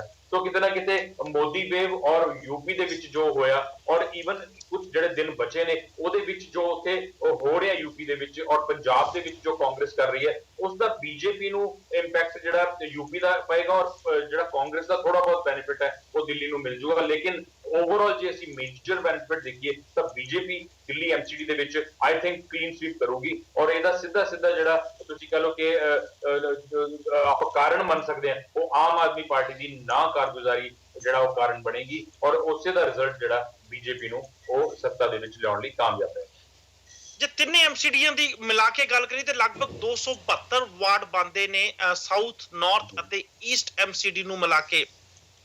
272 ਵਾਰਡ ਦੇ ਵਿੱਚ ਤੇ ਅਸੀਂ ਓਪੀਨੀਅਨ ਪੋਲ ਨਹੀਂ ਕਰ ਪਾਵਾਂਗੇ। ਤੁਸੀਂ ਸਾਰੇ ਹੀ ਜਾਣਦੇ ਜੋ ਕਿ ਅਸੀਂ ਪੰਜਾਬ ਦੇ ਵਿੱਚ ਵੀ ਸਿਲੈਕਟਿਵ ਰਾਈਡਿੰਗਸ ਚੁਣੀਆਂ ਸੀ, ਉਹ ਏਰੀਆ ਚੁਣੇ ਸੀ ਜਿਹਦੇ ਤੋਂ ਨਾਲ ਦੇ ਕੁਝ ਏਰੀਆ ਦਾ ਵੀ ਨਾਲ ਦੇ ਕੁਝ ਰਾਈਡਿੰਗ ਦਾ ਵੀ ਪਤਾ ਲੱਗ ਜੇ। ਉਦਾਂ ਦੀ ਸੇਮ ਸਟ੍ਰੈਟਜੀ ਅਸੀਂ ਦਿੱਲੀ ਦੇ ਵਿੱਚ ਅਪਣਾ ਰਹੇ ਹਾਂ। ਅਸੀਂ ਲਗਭਗ ਉਹ ਵਾਰਡ ਚੁਣ ਰਹੇ ਹਾਂ ਜਿਨ੍ਹਾਂ ਤੋਂ ਨਾਲ ਦੇ ਕੁਝ ਵਾਰਡ ਦਾ ਪਤਾ ਲੱਗ ਜੇ ਤੇ ਥੋੜੇ ਜਿਹੇ ਉਸ ਤੋਂ ਬਾਅਦ ਕੁਝ ਵਾਰਡ ਛੱਡ ਕੇ ਫਿਰ ਵਾਰਡ ਪਿਕ ਕਰਦੇ ਹਾਂ ਤਾਂ ਕਿ ਲਗਭਗ ਪੂਰੀ ਸਾਊਥ, ਨਾਰਥ ਅਤੇ ਈਸਟ ਦਿੱਲੀ ਦੇ ਰਿਜ਼ਲਟ ਜੋ ਆਉਣ ਵਾਲੇ ਆ ਉਹਦਾ ਆਈਡੀਆ ਤੁਹਾਨੂੰ ਅਸੀਂ ਲਾ ਕੇ ਦੇ ਸਕੀਏ। ਦੂਜੇ ਜੋ ਸਾਡੀ ਟੀਮ ਨੇ ਸਰਵੇ ਕੀਤਾ ਵਾ ਉਹ ਕੀਤਾ ਹੈ ਜੀ ਸਾਊਥ ਦਿੱਲੀ ਦੇ ਵਾਰਡ 100 ਜ਼ਾਕਿਰ ਨਗਰ ਸਾਊਥ ਦਿੱਲੀ ਦਾ ਵਾਰਡ ਨੰਬਰ 100 ਹੈ ਜੀ। ਇੱਥੇ ਤੋਂ ਜੋ ਰੁਝਾਨ ਜੋ ਸਕੋਰ ਸਾਡੇ ਸਾਹਮਣੇ ਆ ਰਹੇ ਆ ਕਾਂਗਰਸ ਪਾਰਟੀ ਨੂੰ ਜ਼ਾਕਿਰ ਨਗਰ ਦੇ 49% ਵੋਟਰਸ ਕਾਂਗਰਸ ਪਾਰਟੀ ਨੂੰ ਵੋਟ ਪਾਉਣਾ ਚਾਹੁੰਦੇ ਨੇ। 32% ਵੋਟਰ ਆਮ ਆਦਮੀ ਪਾਰਟੀ ਨੂੰ ਵੋਟ ਪਾਉਣਾ ਚਾਹੁੰਦੇ ਨੇ। ਸਿਰਫ 5% ਵੋਟਰ ਬੀਜੇਪੀ ਨੂੰ ਵੋਟ ਪਾਉਣਾ ਚਾਹੁੰਦੇ ਨੇ। 12% ਵੋਟਰ ਅਜੇ ਵੀ ਅਨਡਿਸਾਈਡਡ ਨੇ। 2% ਵੋਟਰ ਦੂਜੀਆਂ ਪਾਰਟੀਆਂ ਨੂੰ ਵੋਟ ਪਾਉਣਾ ਚਾਹੁੰਦੇ ਨੇ ਜਿਹਦੇ ਵਿੱਚੋਂ ਸ਼ਾਇਦ ਸਵਰਾਜ ਇੰਡੀਆ ਜਾਂ ਫਿਰ ਦੂਜੀਆਂ ਛੋਟੀਆਂ ਪਾਰਟੀਆਂ ਬੀਐਸਪੀ ਜਾਂ ਕੋਈ ਹੋਰ ਪਾਰਟੀਆਂ ਨੂੰ ਇਹ ਵੋਟਰਸ ਵੋਟ ਪਾਉਣਾ ਚਾਹੁੰਦੇ ਨੇ। ਸਕੋਰ ਰਿਪੀਟ ਕਰਦਾ ਜੀ, ਸਾਊਥ ਦਿੱਲੀ ਦੇ ਵਾਰਡ ਨੰਬਰ 100 ਜ਼ਾਕਿਰ ਨਗਰ ਦੇ ਪੋਲ ਬਿਲਕੁਲ ਵੀ ਪਹਿਲੇ ਕੀਤੇ ਗਏ ਤਿੰਨਾਂ ਪੋਲ ਦੇ ਮੁਤਾਬਿਕ ਨਹੀਂ ਨੇ। ਇੱਥੋਂ ਦੇ 49% 49% ਲੋਕ ਕਾਂਗਰਸ ਪਾਰਟੀ ਨੂੰ ਵੋਟ ਪਾਉਣਾ ਚਾਹੁੰਦੇ ਨੇ, 32% ਆਮ ਆਦਮੀ ਪਾਰਟੀ ਨੂੰ ਅਤੇ 5% ਭਾਰਤੀ ਜਨਤਾ ਪਾਰਟੀ ਨੂੰ ਤੇ 12% ਅਜੇ ਵੀ ਅਨਡਿਸਾਈਡਡ ਨੇ। 2% ਵੋਟਰਸ ਦੂਜੀਆਂ ਪਾਰਟੀਆਂ ਨੂੰ ਵੋਟ ਪਾਉਣਾ ਚਾਹੁੰਦੇ ਨੇ। ਪ੍ਰਭਮੀਤ ਸਿੰਘ ਜੀ। ਹਰਪ੍ਰੀਤ ਜੀ, ਮੈਂ ਇਸ ਤੋਂ ਪਹਿਲਾਂ ਕਿ ਗੱਲ ਆਪਾਂ ਵਾਰਡ ਵਾਈਜ਼ ਕਰੀਏ, ਮੈਂ ਇੱਕ ਚੀਜ਼ ਰਿਪੀਟ ਕਰਨਾ ਚਾਹੁੰਦਾ ਕਿ ਕੁਝ ਦਿਨ ਪਹਿਲਾਂ ਵੀ ਆਪਾਂ ਐਮਸੀਡੀ ਇਲੈਕਸ਼ਨਸ ਬਾਰੇ ਗੱਲ ਕੀਤੀ ਸੀ। ਮੈਂ ਉਦੋਂ ਵੀ ਇੱਕ ਚੀਜ਼ ਕਹੀ ਸੀ ਕਿ ਦਿੱਲੀ ਦੇ ਵਿੱਚ ਆਮ ਆਦਮੀ ਪਾਰਟੀ ਲਈ ਡੂ ਔਰ ਡਾਈ ਵਾਲੀ ਸਿਚੁਏਸ਼ਨ ਨਹੀਂ ਹੈ, ਸਿਰਫ ਡਾਈ ਵਾਲੀ ਸਿਚੁਏਸ਼ਨ ਹੈਗੀ ਹੈ। ਐਮਸੀਡੀ ਦੇ ਜਿਹੜੇ ਰਿਜ਼ਲਟ ਆਉਣਗੇ ਉਹ ਡਿਸਾਈਡ ਕਰਨਗੇ ਕਿ ਦਿੱਲੀ ਦੇ ਵਿੱਚ ਆਮ ਆਦਮੀ ਪਾਰਟੀ ਦਾ ਫਿਊਚਰ ਕੀ ਹੈ ਔਰ ਇਹਦੇ ਨਾਲ ਨਾਲ ਪੰਜਾਬ ਦੇ ਵਿੱਚ ਆਮ ਆਦਮੀ ਪਾਰਟੀ ਦਾ ਫਿਊਚਰ ਕੀ ਹੈ। ਕਿਉਂਕਿ ਜੋ ਪੰਜਾਬ ਅਸੈਂਬਲੀ ਦੇ ਜਿਹੜੇ ਰਿਜ਼ਲਟ ਨੇ ਉਹਨਾਂ ਦਾ ਇੰਪੈਕਟ ਜਿਹੜਾ ਦਿੱਲੀ ਟਰੈਵਲ ਹੋਣਾ ਹੀ ਹੋਣਾ, ਹਰ ਹਾਲ ਦੇ ਵਿੱਚ ਹੋਣਾ। ਠੀਕ ਹੈ ਜੀ। ਇਸ ਤੋਂ ਬਾਅਦ ਨੈਕਸਟ ਜਿਹੜਾ ਪੁਆਇੰਟ ਆ ਜਾਂਦਾ ਜੀ ਕਿ ਦਿੱਲੀ ਦੇ ਵਿੱਚ ਬੇਸਿਕਲੀ ਜਿਹੜਾ ਮੇਰਾ ਫੋਕਸ ਹੈ ਬਤੌਰ ਮੀਡੀਆ ਪਰਸਨ ਉਹ ਬੀਜੇਪੀ ਜਾਂ ਕਾਂਗਰਸ ਨਹੀਂ ਹੈ, ਆਮ ਆਦਮੀ ਪਾਰਟੀ ਦੀ ਪਰਫਾਰਮੈਂਸ ਹੈ। ਕਿਉਂਕਿ ਆਮ ਆਦਮੀ ਪਾਰਟੀ ਜਿਹੜੀ ਹੈ ਉਹ ਪੰਜਾਬ ਦੇ ਵਿੱਚ ਉਹਨੇ 100 ਸੀਟਾਂ ਦੀ ਗੱਲ ਕੀਤੀ ਸੀ, 20 ਰਹਿ ਗਈਆਂ। ਪਾਰਲੀਮੈਂਟ ਇਲੈਕਸ਼ਨ ਦੇ ਵਿੱਚ ਉਹਨਾਂ ਨੂੰ ਪੰਜਾਬ ਚੋਂ ਸਿਰਫ 4 ਸੀਟਾਂ ਮਿਲੀਆਂ ਸੀ ਜਿਹਦੇ ਵਿੱਚੋਂ ਸਿਰਫ ਇੱਕ ਐਮਪੀ ਨੂੰ ਭਗਵੰਤ ਮਾਨ ਨੂੰ ਸੰਭਾਲ ਕੇ ਰੱਖ ਸਕੇ। ਬਾਕੀ ਸਾਰੇ ਐਮਪੀ ਜਿਹੜੇ ਅੱਜ ਦੀ ਡੇਟ 'ਚ ਆਮ ਆਦਮੀ ਪਾਰਟੀ ਦੇ ਨਾਲ ਜੁੜੇ ਨਹੀਂ ਹੋਏ। ਇਹੀ ਇਸੇ ਤਰ੍ਹਾਂ ਦੀ ਜਿਹੜੀ ਪਾਲਿਸੀ। ਜੀ ਮੇਰੀ ਆਵਾਜ਼ ਆ ਰਹੀ ਹੈ? बिल्कुल सही आ रही है जी। परमजीत सिंह जी प्लीज अपनी गल पूरी करो। ਜਿਹੜੀ ਅਸੈਂਬਲੀ ਇਲੈਕਸ਼ਨ ਦੀ ਆਪਾਂ ਗੱਲ ਕਰਾਂ ਤੇ 4 ਦੇ ਵਿੱਚੋਂ ਸਿਰਫ ਇੱਕ ਸੀਟ ਭਗਵੰਤ ਮਾਨ ਦੀ ਜਿਹੜੀ ਭਗਵੰਤ ਮਾਨ ਨੂੰ ਆਪਣੇ ਨਾਲ ਜੋੜ ਕੇ ਰੱਖ ਸਕੇ ਨੇ। As far as Delhi elections are concerned, ਮੈਨੂੰ ਇਹ ਲੱਗਦਾ ਕਿ ਅਰਵਿੰਦ ਕੇਜਰੀਵਾਲ ਨੇ ਜਿਸ ਤਰ੍ਹਾਂ ਦੀ ਸਿਆਸਤ ਦਿੱਲੀ ਦੇ ਵਿੱਚ ਕੀਤੀ ਹੈ, ਉਹਨਾਂ ਨੇ ਹਰ ਕੰਮ ਦੇ ਨਾ ਹੋਣ ਦਾ ਜ਼ਿੰਮੇਵਾਰ ਮੋਦੀ ਗਵਰਨਮੈਂਟ ਨੂੰ ਦੱਸਿਆ, ਹਰ ਗਲਤੀ ਦਾ ਜ਼ਿੰਮੇਵਾਰ ਜਿਹੜਾ ਸੈਂਟਰ ਗਵਰਨਮੈਂਟ ਨੂੰ ਦੱਸਿਆ। ਉਹਨਾਂ ਨੇ ਆਪਣੀ ਲਾਚਾਰੀਆਂ ਨਾਕਾਮੀਆਂ ਦੱਸੀਆਂ। ਉਹਨਾਂ ਨੇ ਸਿਰਫ ਲੋਕਾਂ ਦੀਆਂ ਜਿਹੜੀਆਂ ਆਪੋਜੀਸ਼ਨ ਪਾਰਟੀਆਂ ਦੀਆਂ ਗਲਤੀਆਂ ਕੱਢ ਕੇ ਉਹ ਲੋਕਾਂ ਨੂੰ ਕਿਸੇ ਤਰ੍ਹਾਂ ਨਾਲ ਇਨਫਲੂਐਂਸ ਕਰਕੇ ਉਹ ਦਿੱਲੀ ਦੇ ਵਿੱਚ ਆਏ ਔਰ ਕਾਫੀ ਹਾਈ ਮਾਰਜਨ ਤੇ ਆਏ। ਉਹ ਹਾਈ ਮਾਰਜਨ, ਹਾਈ ਐਕਸਪੈਕਟੇਸ਼ਨਸ ਨੂੰ ਉਹਨਾਂ ਨੇ ਜਨਮ ਦਿੱਤਾ। ਹਾਈ ਐਕਸਪੈਕਟੇਸ਼ਨਸ ਤੋਂ ਬਾਅਦ ਉਹਨਾਂ ਦੇ ਐਕਸਕਿਊਜ਼ਸ ਨਜ਼ਰ ਆਣੇ ਸ਼ੁਰੂ ਹੋ ਗਏ, excuses towards centre government, excuses towards MCD. So ਹੁਣ ਲੋਕ ਜਿਹੜੇ ਨੇ ਦਿੱਲੀ ਦੇ ਵੋਟਰ ਜਿਹੜੇ ਹੈਗੇ ਨੇ ਉਹ ਇਹ ਸੋਚ ਕੇ ਚੱਲਦੇ ਨੇ ਕਿ ਅਸੀਂ ਸੈਂਟਰ ਗਵਰਨਮੈਂਟ ਦੇ ਨਾਲ ਰਾਬਤਾ ਰੱਖੀਏ। ਅਰਵਿੰਦ ਕੇਜਰੀਵਾਲ ਨੇ ਸਿਰਫ ਬਹਾਨੇਬਾਜ਼ੀਆਂ ਕਰਨੀਆਂ ਨੇ, ਹੋਰ ਇਸ ਤੋਂ ਇਲਾਵਾ ਕੁਝ ਵੀ ਨਹੀਂ ਕਰਨਾ ਹੈਗਾ।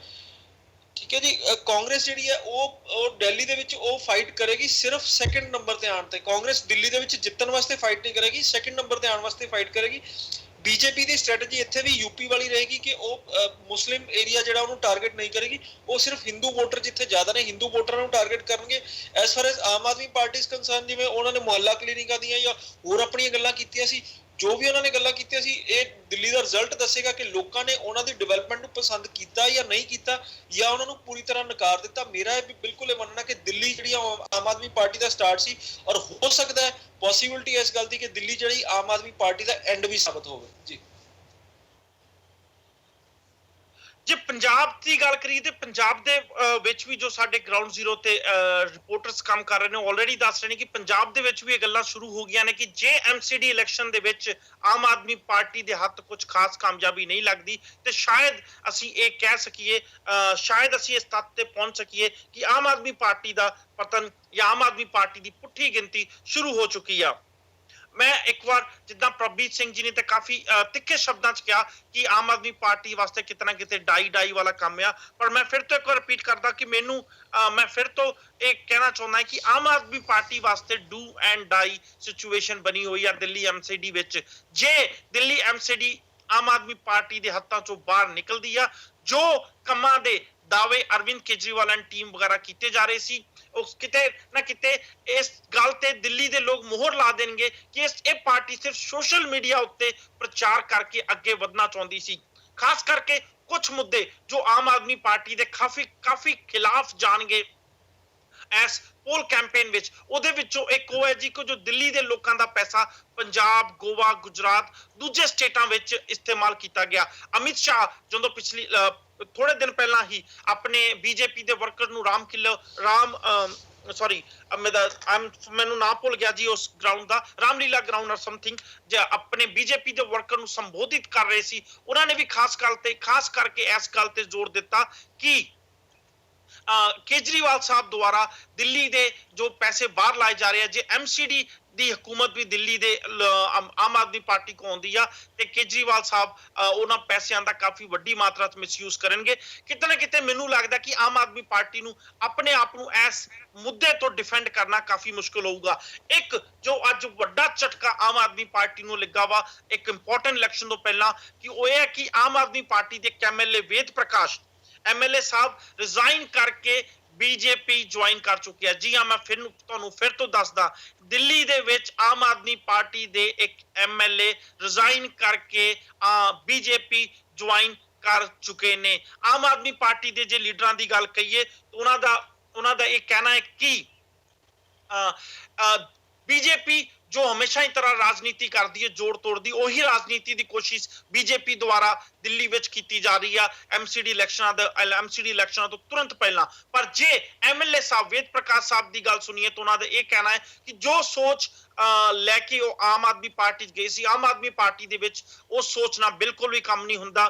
ਅਰਵਿੰਦ ਕੇਜਰੀਵਾਲ ਜੋ ਕਿ ਦਿੱਲੀ ਦੇ ਮੁੱਖ ਮੰਤਰੀ ਨੇ ਅਤੇ ਡਿਪਟੀ ਮੁੱਖ ਮੰਤਰੀ ਮਨੀਸ਼ ਸਿਸੋਦੀਆ, ਦੋਵਾਂ ਨਾਲ ਮੁਲਾਕਾਤ ਕਰਨਾ ਕਾਫੀ ਮੁਸ਼ਕਲ ਆ ਤੇ ਕਈ ਵੀ ਕੰਮ ਵਿੱਚ ਸਾਡੀ ਸਲਾਹ ਨਹੀਂ ਲਈ ਜਾਂਦੀ। ਤੇ ਅਸੀਂ ਜੋ ਸੋਚ ਲੈ ਕੇ ਗਏ ਸੀ, ਜਦੋਂ ਮੈਨੂੰ ਆਮ ਆਦਮੀ ਪਾਰਟੀ ਦੇ ਵਿੱਚ ਜਾ ਕੇ ਪਤਾ ਲੱਗਾ ਕਿ ਇਹ ਪਾਰਟੀ ਜੋ ਗੱਲਾਂ ਕਰਕੇ ਸਾਹਮਣੇ ਆਈ ਸੀ ਉਹ ਗੱਲਾਂ ਤੋਂ ਬਿਲਕੁਲ ਹੀ ਅੱਡ ਆ, ਤੇ ਮੈਂ ਵਾਪਸ ਬੀਜੇਪੀ ਜੁਆਇਨ ਕਰਨ ਦੀ ਸੋਚੀ। ਨਾਲ ਹੀ ਹੈਰਾਨੀ ਮੈਨੂੰ ਇਹ ਵੀ ਹੋਈ ਜਿਨ੍ਹਾਂ ਨੇ ਕਿ ਮੋਦੀ ਜੀ ਨੂੰ ਇੱਕ ਵੱਡਾ ਸਵਾਮੀ ਜੀ ਕਹਿ ਕੇ ਵੀ ਆਖਿਆ, ਸਵਾਮੀ ਜੀ ਕਹਿ ਕੇ ਵੀ ਜਦੋਂ ਆਪਣੀ ਜੁਆਇਨਿੰਗ ਕੀਤੀ, ਮੋਦੀ ਜੀ ਨੂੰ ਸਵਾਮੀ ਜੀ ਕਹਿ ਕੇ ਬੁਲਾਇਆ।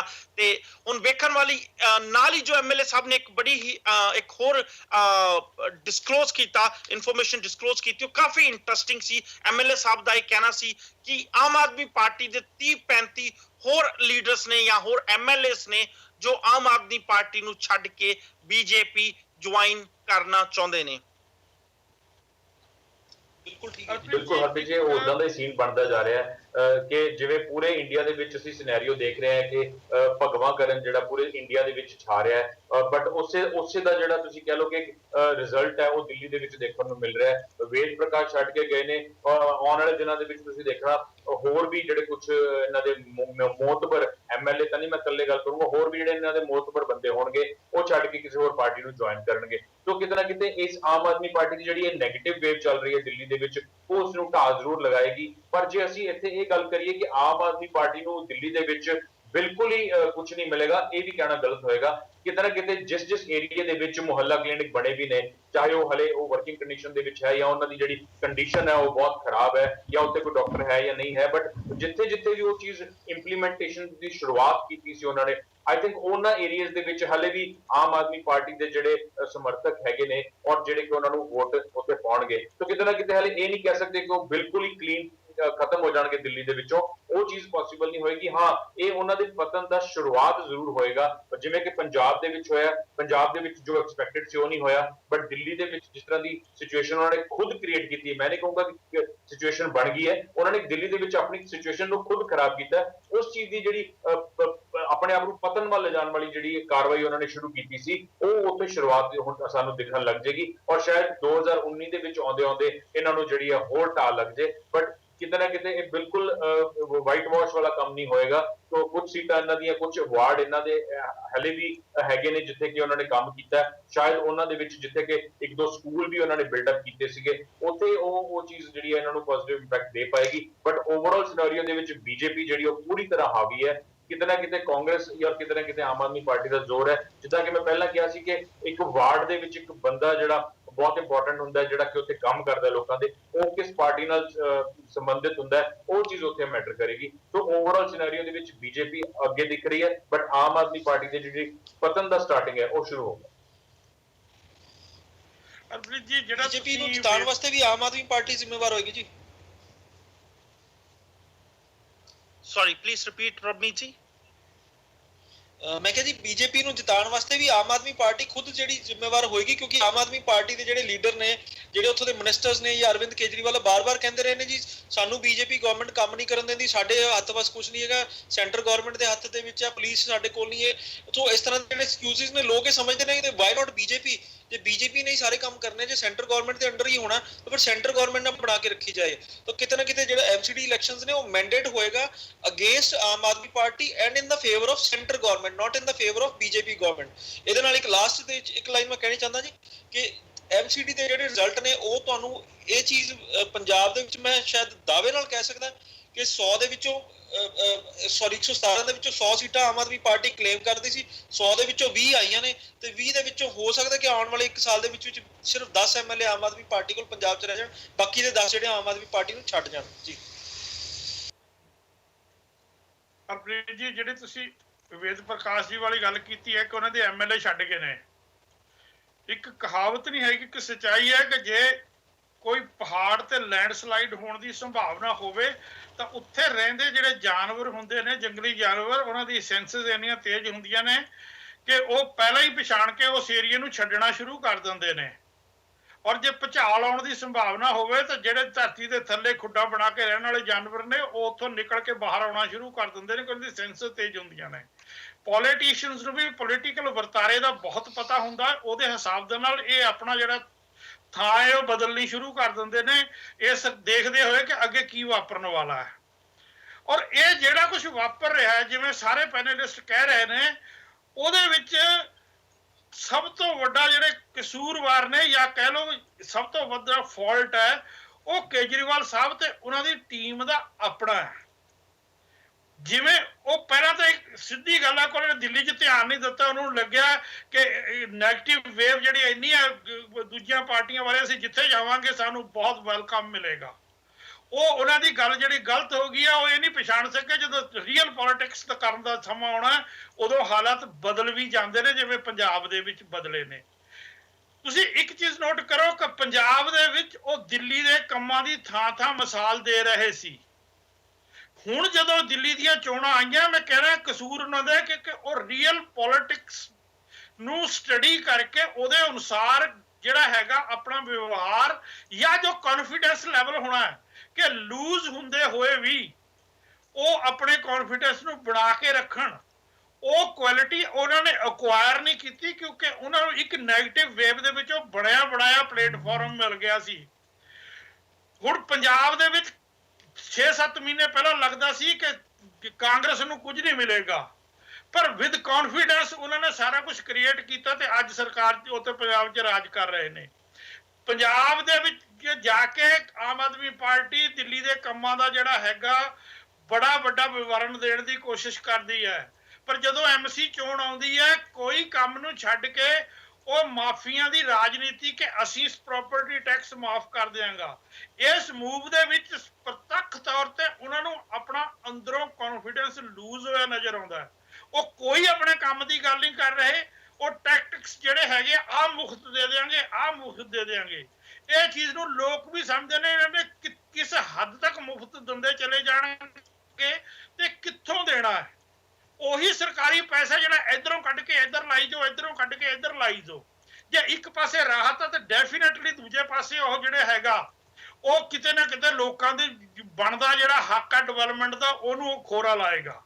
ਸੋ ਇਹਨਾਂ ਲੋਕਾਂ ਨੂੰ ਜੇ ਰੀਅਲ ਪੋਲੀਟੀਸ਼ੀਅਨ ਹੁੰਦੇ ਤਾਂ ਇਹ ਕੌਨਫੀਡੈਂਸ ਵੀ ਕੁਝ ਦਿਖਾਉਂਦੇ ਤੇ ਕੁਝ ਪਲੈਨਿੰਗ ਹੁੰਦੀ। ਨਾ ਪਲੈਨਿੰਗ ਹੈ ਨਾ ਕੌਨਫੀਡੈਂਸ ਹੈ। ਉਹਨਾਂ ਦੇ ਇੱਕ ਇਸ ਬਿਆਨ ਨੂੰ ਆਪੋਜੀਸ਼ਨ ਜਿਹੜੀ ਉੱਥੇ ਹੈਗੀ ਆ ਬੀਜੇਪੀ ਤੇ ਕਾਂਗਰਸ ਬਹੁਤ ਵੱਡਾ ਹਥਿਆਰ ਦੇਤਾ ਕਿ ਕਿੰਨੀਆਂ ਕੁ ਮਾਫੀਆਂ ਦੇਣਗੇ ਇਹ ਕਿਉਂਕਿ 2016 ਦੀ ਫਰਵਰੀ ਮਾਰਚ ਦੇ ਵਿੱਚ ਉਹ ਚਿੱਠੀਆਂ ਲਿਖਦੇ ਸੀ ਐਮਸੀ ਨੂੰ ਕਿ ਤੁਸੀਂ ਆਪਣੇ ਰਿਸੋਰਸਿਸ ਦੇ ਉੱਤੇ ਆਪਣੇ ਲੈਵਲ ਤੇ ਰਿਸੋਰਸਿਸ ਕ੍ਰੀਏਟ ਕਰੋ ਆਪਣੇ ਟੈਕਸ ਵਧਾ ਕੇ। ਅੱਜ ਉਹ ਕਹਿੰਦੇ ਅਸੀਂ ਮਾਫ ਕਰ ਦਿਆਂਗੇ। ਇਸ ਨੂੰ ਇਹ ਲੋਕ ਵੀ ਸਮਝਣ ਲੱਗ ਗਏ ਨੇ ਕਿ ਇਹਦੇ ਪਿੱਛੇ ਕੀ ਰਾਜ਼ ਹੈ, ਕਿਉਂ ਆਪਣੇ ਕੰਮਾਂ ਦੀ ਗੱਲ ਨਹੀਂ ਕਰਦੇ, ਉਹ ਕਿਉਂ ਮਾਫੀਆਂ ਦੀ ਪੋਲਿਟਿਕਸ ਤੇ ਆ ਗਏ ਨੇ।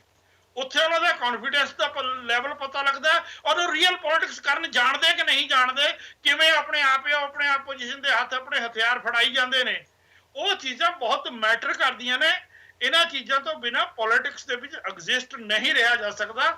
ਉਤਰਾਅ ਚੜ੍ਹਾਅ ਆਉਂਦੇ ਰਹਿੰਦੇ ਨੇ, ਪਰ ਉਸ ਉਤਰਾਅ ਚੜ੍ਹਾਅ 'ਚ ਪਾਰਟੀ ਕਿਵੇਂ ਬਿਹੇਵ ਕਰਦੀ ਹੈ, ਪਾਰਟੀ ਲੀਡਰਸ਼ਿਪ ਨੂੰ ਕਿਵੇਂ ਟੈਕਲ ਕਰਦੀ ਹੈ, ਇਹ ਬਹੁਤ ਵੱਡੀ ਗੱਲ ਹੈ। ਔਰ ਇਹੀ ਉੱਥੇ ਉਹਨਾਂ ਨੂੰ ਬਿਲਕੁਲ ਉਹਨਾਂ ਦੇ ਪੈਰ ਉਖੜਨ ਦੇ ਕਾਰਨ ਬਣ ਜਾ ਰਹੀ ਹੈ। ਜੀ ਸਬਦੀਪ ਜੀ, ਮੈਂ ਤੁਹਾਡੇ ਤੋਂ ਵੀ ਇਹੀ ਸਵਾਲ ਪੁੱਛਣਾ ਚਾਹੂੰਗਾ ਕਿ ਇੱਕ ਪਾਸੇ ਆਮ ਆਦਮੀ ਪਾਰਟੀ ਆਪਣੇ ਕੀਤੇ ਗਏ ਕੰਮਾਂ ਦੀ ਦੁਹਾਈ ਗੱਲਾਂ ਦੂਜੇ ਸਟੇਟ ਜਾ ਕੇ ਕਰਦੀ ਆ, ਪਰ ਜਦੋਂ ਦਿੱਲੀ ਦੀ ਗੱਲ ਆਈ ਪ੍ਰਾਪਰਟੀ ਟੈਕਸ ਮਾਫ ਕਰਨ ਦੇ ਵਰਗੇ ਮੁੱਦੇ ਜਾਂ ਤੁਸੀਂ ਕਹੋ ਕਿ ਵਾਅਦੇ ਆਮ ਆਦਮੀ ਪਾਰਟੀ ਵੱਲੋਂ ਕੀਤੇ ਜਾ ਰਹੇ ਨੇ, ਜਦਕਿ ਜੋ ਆਪਣੇ ਕੰਮ ਕੀਤੇ ਨੇ ਉਹਦੀਆਂ ਗੱਲਾਂ ਜਾਂ ਉਹਦਾ ਵਿਵਰਣ ਨਹੀਂ ਦਿੱਤਾ ਜਾ ਰਿਹਾ। ਹੈਪੀ ਦੀ ਗੱਲ ਇਹ ਹੈ ਕਿ ਜਿਵੇਂ ਮੈਂ ਪਹਿਲਾਂ ਪੰਜਾਬ ਦੇ ਪ੍ਰਸੰਗ ਦੇ ਵਿੱਚ ਗੱਲ ਕਰਦੇ ਹੋਏ ਕਿਹਾ ਸੀ ਕਿ ਇੱਕ ਦੌਰ ਸੀ ਜਦੋਂ Aam Aadmi party social media ਦੇ ਸਿਰ ਦੇ ਉੱਤੇ ਜਿੱਤ ਗਈ ਸੀ, ਔਰ ਇੱਕ ਦੌਰ ਸੀ ਜਦੋਂ ਸ਼੍ਰੋਮਣੀ ਅਕਾਲੀ ਦਲ ਨੂੰ ਭਰੋਸਾ ਸੀ ਕਿ ਮੀਡੀਆ ਉੱਤੇ ਕਬਜ਼ੇ ਦੇ ਨਾਲ ਅਸੀਂ ਜਿੱਤ ਪ੍ਰਾਪਤ ਕਰ ਸਕਦੇ ਹਾਂ। ਆਮ ਆਦਮੀ ਪਾਰਟੀ ਨੂੰ ਹੁਣ ਇਸ ਗੱਲ ਦਾ ਅਹਿਸਾਸ ਹੋ ਗਿਆ ਕਿ ਦਿੱਲੀ ਦੇ ਵਿੱਚ ਨਾ ਸੋਸ਼ਲ ਮੀਡੀਆ ਦੇ ਉੱਤੇ ਕਬਜ਼ੇ ਦੇ ਨਾਲ ਇਹ ਗੱਲ ਬਣਨੀ ਹੈ ਤੇ ਨਾ ਹੀ ਆਪਣੀਆਂ ਜਿਹੜੀਆਂ ਪ੍ਰਾਪਤੀਆਂ ਜਿਨ੍ਹਾਂ ਦਾ ਉਹ ਦਾਅਵਾ ਕਰਦੇ ਨੇ ਉਹਨਾਂ ਦੇ ਇਸ਼ਤਿਹਾਰਾਂ ਦੇ ਨਾਲ ਕੋਈ ਬਹੁਤ ਵੱਡਾ ਫਾਇਦਾ ਹੋਣਾ। ਇਹ ਅਹਿਸਾਸ ਉਹਨਾਂ ਨੂੰ ਕਿਵੇਂ ਹੋ ਗਿਆ, ਇਹ ਆਪਣੇ ਆਪ ਦੇ ਵਿੱਚ ਇੱਕ ਦਿਲਚਸਪ ਚੀਜ਼ ਹੈ।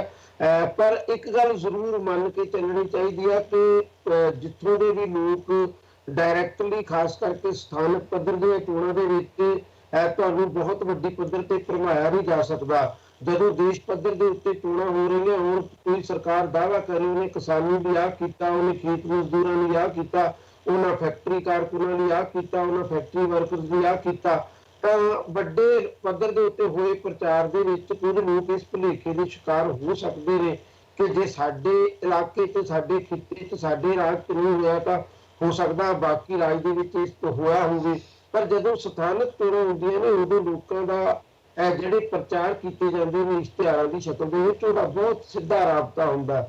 ਤੁਸੀਂ ਦੁਨੀਆ ਭਰ ਨੂੰ ਇਸ ਆਸਾਨੀ ਨਾਲ ਕਹਿ ਸਕਦੇ ਹੋ ਕਿ ਅਸੀਂ ਮੁਹੱਲਾ ਕਲੀਨਿਕ ਬਣਾ ਦਿੱਤੇ, ਪਰ ਇਲਾਕੇ ਦੇ ਲੋਕਾਂ ਨੂੰ ਇਹ ਸਾਬਤ ਕਰਕੇ ਦੱਸਣਾ ਪਏਗਾ ਕਿ ਜਿਸ ਮੁਹੱਲਾ ਕਲੀਨਿਕ ਨੂੰ ਬਣਾਇਆ ਗਿਆ ਉਹ ਮੁਹੱਲਾ ਕਲੀਨਿਕ ਕਿਸ ਤਰੀਕੇ ਦੇ ਨਾਲ ਐਕਟਿਵ ਹੈ, ਉਹ ਕਿੰਨਾ ਕੁ ਲੋਕਾਂ ਨੂੰ ਰਾਹਤ ਦੇ ਰਿਹਾ, ਉਹ ਕਿੰਨਾ ਕੁ ਲੋਕਾਂ ਦਾ ਫਾਇਦਾ ਕਰ ਰਿਹਾ। ਇਹ ਚੀਜ਼ਾਂ ਤੁਹਾਨੂੰ ਜ਼ਮੀਨ ਦੇ ਉੱਤੇ ਦਿਖਾਉਣੀਆਂ ਪੈਣਗੀਆਂ।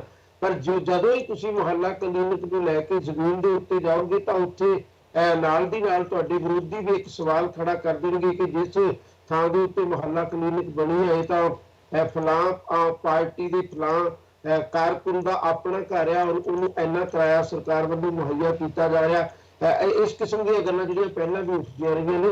ਇਸ ਕਰਕੇ ਸ਼ਾਇਦ ਆਮ ਆਦਮੀ ਪਾਰਟੀ ਦਿੱਲੀ 'ਚ ਕਾਫੀ ਦਿੱਕਤ ਮਹਿਸੂਸ ਕਰ ਰਹੀ ਹੈ। ਉਹ ਜਿਹੜੀ ਦਿੱਕਤ ਹੈ ਉਹ ਕਿਸ ਸ਼ਕਲ ਦੇ ਵਿੱਚ ਅਗਲੇ ਦਿਨਾਂ ਦੇ ਵਿੱਚ ਸਾਹਮਣੇ ਆਏਗੀ, ਇਹ ਅਸੀਂ ਸ਼ਾਇਦ ਜੋ ਅੱਜ ਫੀਲ ਕਰ ਰਹੇ ਹਾਂ ਉਸ ਤੋਂ ਵੀ ਜ਼ਿਆਦਾ ਗੰਭੀਰਤਾ ਨਾਲ ਅਸੀਂ ਉਦੋਂ ਫੀਲ ਕਰਾਂਗੇ ਜਦੋਂ ਬਿਲਕੁਲ ਹੀ ਚੋਣਾਂ ਸਿਰ ਦੇ ਉੱਤੇ ਸਾਨੂੰ ਨਜ਼ਰ ਆਉਣਗੀਆਂ।